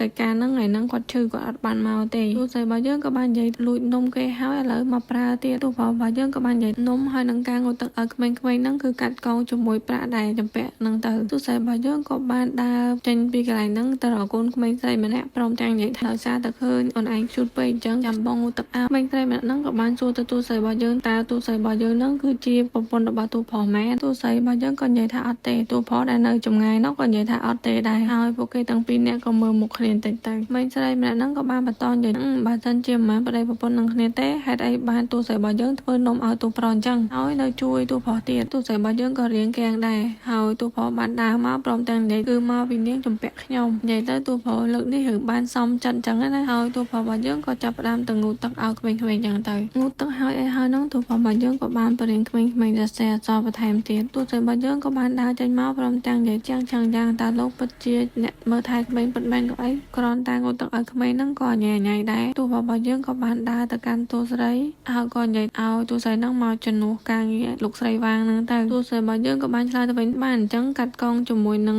ងប្រាក់ចម្ពាក់អីផ្សេងហ្នឹងទៅហើយពួកគេទាំងពីរអ្នកហ្នឹងក៏អង្គុយផឹកតែមើលកូនក្មេងអីផ្សេងហ្នឹងឯងទូស្រីរបស់យើងក៏បាននិយាយយ៉ាងឃើញលោកនៅជាមួយក្មេងបែបហ្នឹងគឺអត់មានអារម្មណ៍ថាលោកគឺជាមន្ត្រីពុករលួយទេទូប្រុសរបស់យើងក៏បានឆ្លើយទៅវិញថាអូមើលឃើញហើយថាខ្ញុំគឺជាអ្នកមានលក្ខមុខទូស្រីរបស់យើងក៏បាននិយាយលោកគឺកំពុងតែធ្វើសេចក្តីល្អហេតុអីក៏ចាំបាច់លាក់បាំងឬមួយក៏ខ្លាចគេចាប់បានពេលហ្នឹងដែរទូប្រុសរបស់យើងក៏បានឆ្លើយទៅកាន់ទូស្រីវិញប្រសិនបើខ្លួនពិតជាចង់លាក់បាំងពិតមែនហ្នឹងគឺទូស្រីរកមិនឃើញទេហើយទូប្រុសយើងក៏បាននិយាយបន្តទៀតទោះបីជាទូស្រីរបស់យើងទៅនិយាយថាទូប្រុសហ្នឹងគឺជាមនុស្សល្អមនុស្សអីហ្នឹងក៏គ្មានអ្នកជឿដែរមានតែគេថាទូប្រុសហ្នឹងគឺជាមនុស្សបោកប្រាស់ទូប្រុសរបស់យើងក៏បានមើលទៅកាន់ទូស្រីព្រមទាំងនិយាយខ្ញុំមិនមែនជាអ្នកមានដូចតែនាងគិតទេខ្ញុំគ្រាន់តែជាអ្នកប្រមូលលុយប្រមូលអីទេហើយនាងដឹងអត់មានអ្នកខ្លះហ្នឹងចង់សម្លាប់ខ្ញុំទៅទៀតហើយពួកគេទាំងពីរនាក់ក៏គយគន់មើលព្រះអាទិត្យរៀបលិចនឹងក្មេងៗលេងជាមួយនឹងលោកសុននៅទីនោះផងដែរកាត់មកដល់ខាងទូស្រីណែវិញពេលហ្នឹងដែរទូស្រីរបស់យើងនៅរៀបចំផ្កាដោយសំបៃដងហើយនំដែលអូនីងបានដុតហ្នឹងគឺឈွန်យូក៏បានមកយកជារៀងរាល់ខែដែរអូនីងក៏បាននិយាយទៅកាន់ទូស្រីថាសម្រាប់អ្នកផ្កាគឺពិតជាបានឲ្យឈွန်យូមកយកនំពីយើងព្រមទាំងឲ្យតម្លៃ100កាក់ក្នុងរយៈពេល1ខែពេលហ្នឹងដែរទូស្រីរបស់យើងក៏និយាយទៅកាន់អូនីងវិញថ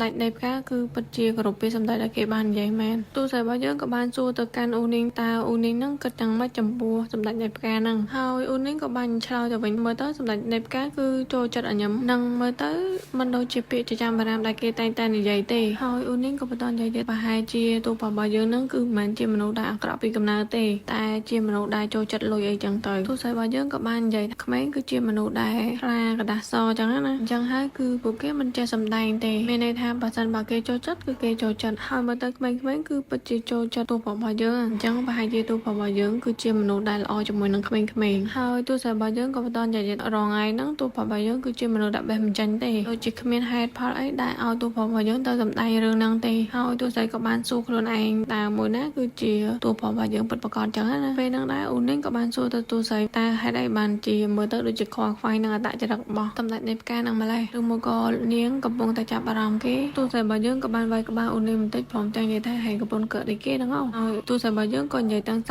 ោយការស្គាល់ពីអត្តចរិតរបស់ទូប្រុសរបស់យើងហ្នឹងគឺជារឿងល្អសម្រាប់ការរស់ស៊ីដឹងទៅយើងអាចជៀសវាងឬមួយក៏អាចរកអត្ថប្រយោជន៍ពីទូប្រុសមកវិញបានចឹងណាហើយអូនីងក៏ងក់ក្បាលគិតថាអញ្ចឹងដែរចឹងទៅកំពុងតែរៀបការបដាហ្នឹងអូនីងក៏បានសួរទៅទូស្រីរបស់យើងបើសិនជាទូស្រីរបស់យើងរកលុយបានច្រើនតើទូស្រីរបស់យើងអត់គិតថាចង់រៀបការចូលគ្រួសារល្អណាមួយទេអីពេលហ្នឹងដែរទូស្រីរបស់យើងក៏បានដើរមកកាន់អូនីងវិញព្រមទាំងនិយាយជីវិតក្រោយរៀបការគឺវាមិនមានសេរីភាពដូចឥឡូវហ្នឹងទេហើយការរៀបការខ្លះហ្នឹងគឺត្រូវការលុយច្រើនណាស់ចឹងហើយគឺនាងសុខចិត្តថាកុំអីល្អជាងពេលដែលអូនីងសួរហ្នឹងមើលទៅអូនីងក៏រៀងសែតដែរអត់ដឹងថាគាត់កំពុងគិតអីដែរពេលហ្នឹងដែរគឺហ្វូក៏បានមកផ្ទះដែរហើយពីអ្នកហ្នឹងក៏បានសួរចឹងណាថាហេតុអីក៏មកលឿនមែនថ្ងៃហ្នឹងអាហ្វូក៏បានឆ្លើយទៅវិញគឺលក់អស់ហើយចឹងហើយគឺមានតែម្ដាយរបស់ខ្លួននៅមើលទេគឺខ្លួននឹងមកយកផ្កាហ្នឹងទៅបន្ថែមទៀតចឹងទៅហើយពួកគេទាំង3នាក់ហ្នឹងក៏ចាប់ផ្ដើមរៀបអីវ៉ាន់ដាក់ផ្កាលើតែដើម្បីយកទៅផ្សារចឹងណាកំពុងតែរៀបនឹងដែរទូស្រីរបស់យើងក៏បាននិយាយនៅពេលដែលលក់ផ្កាហ្នឹងអស់គឺយើ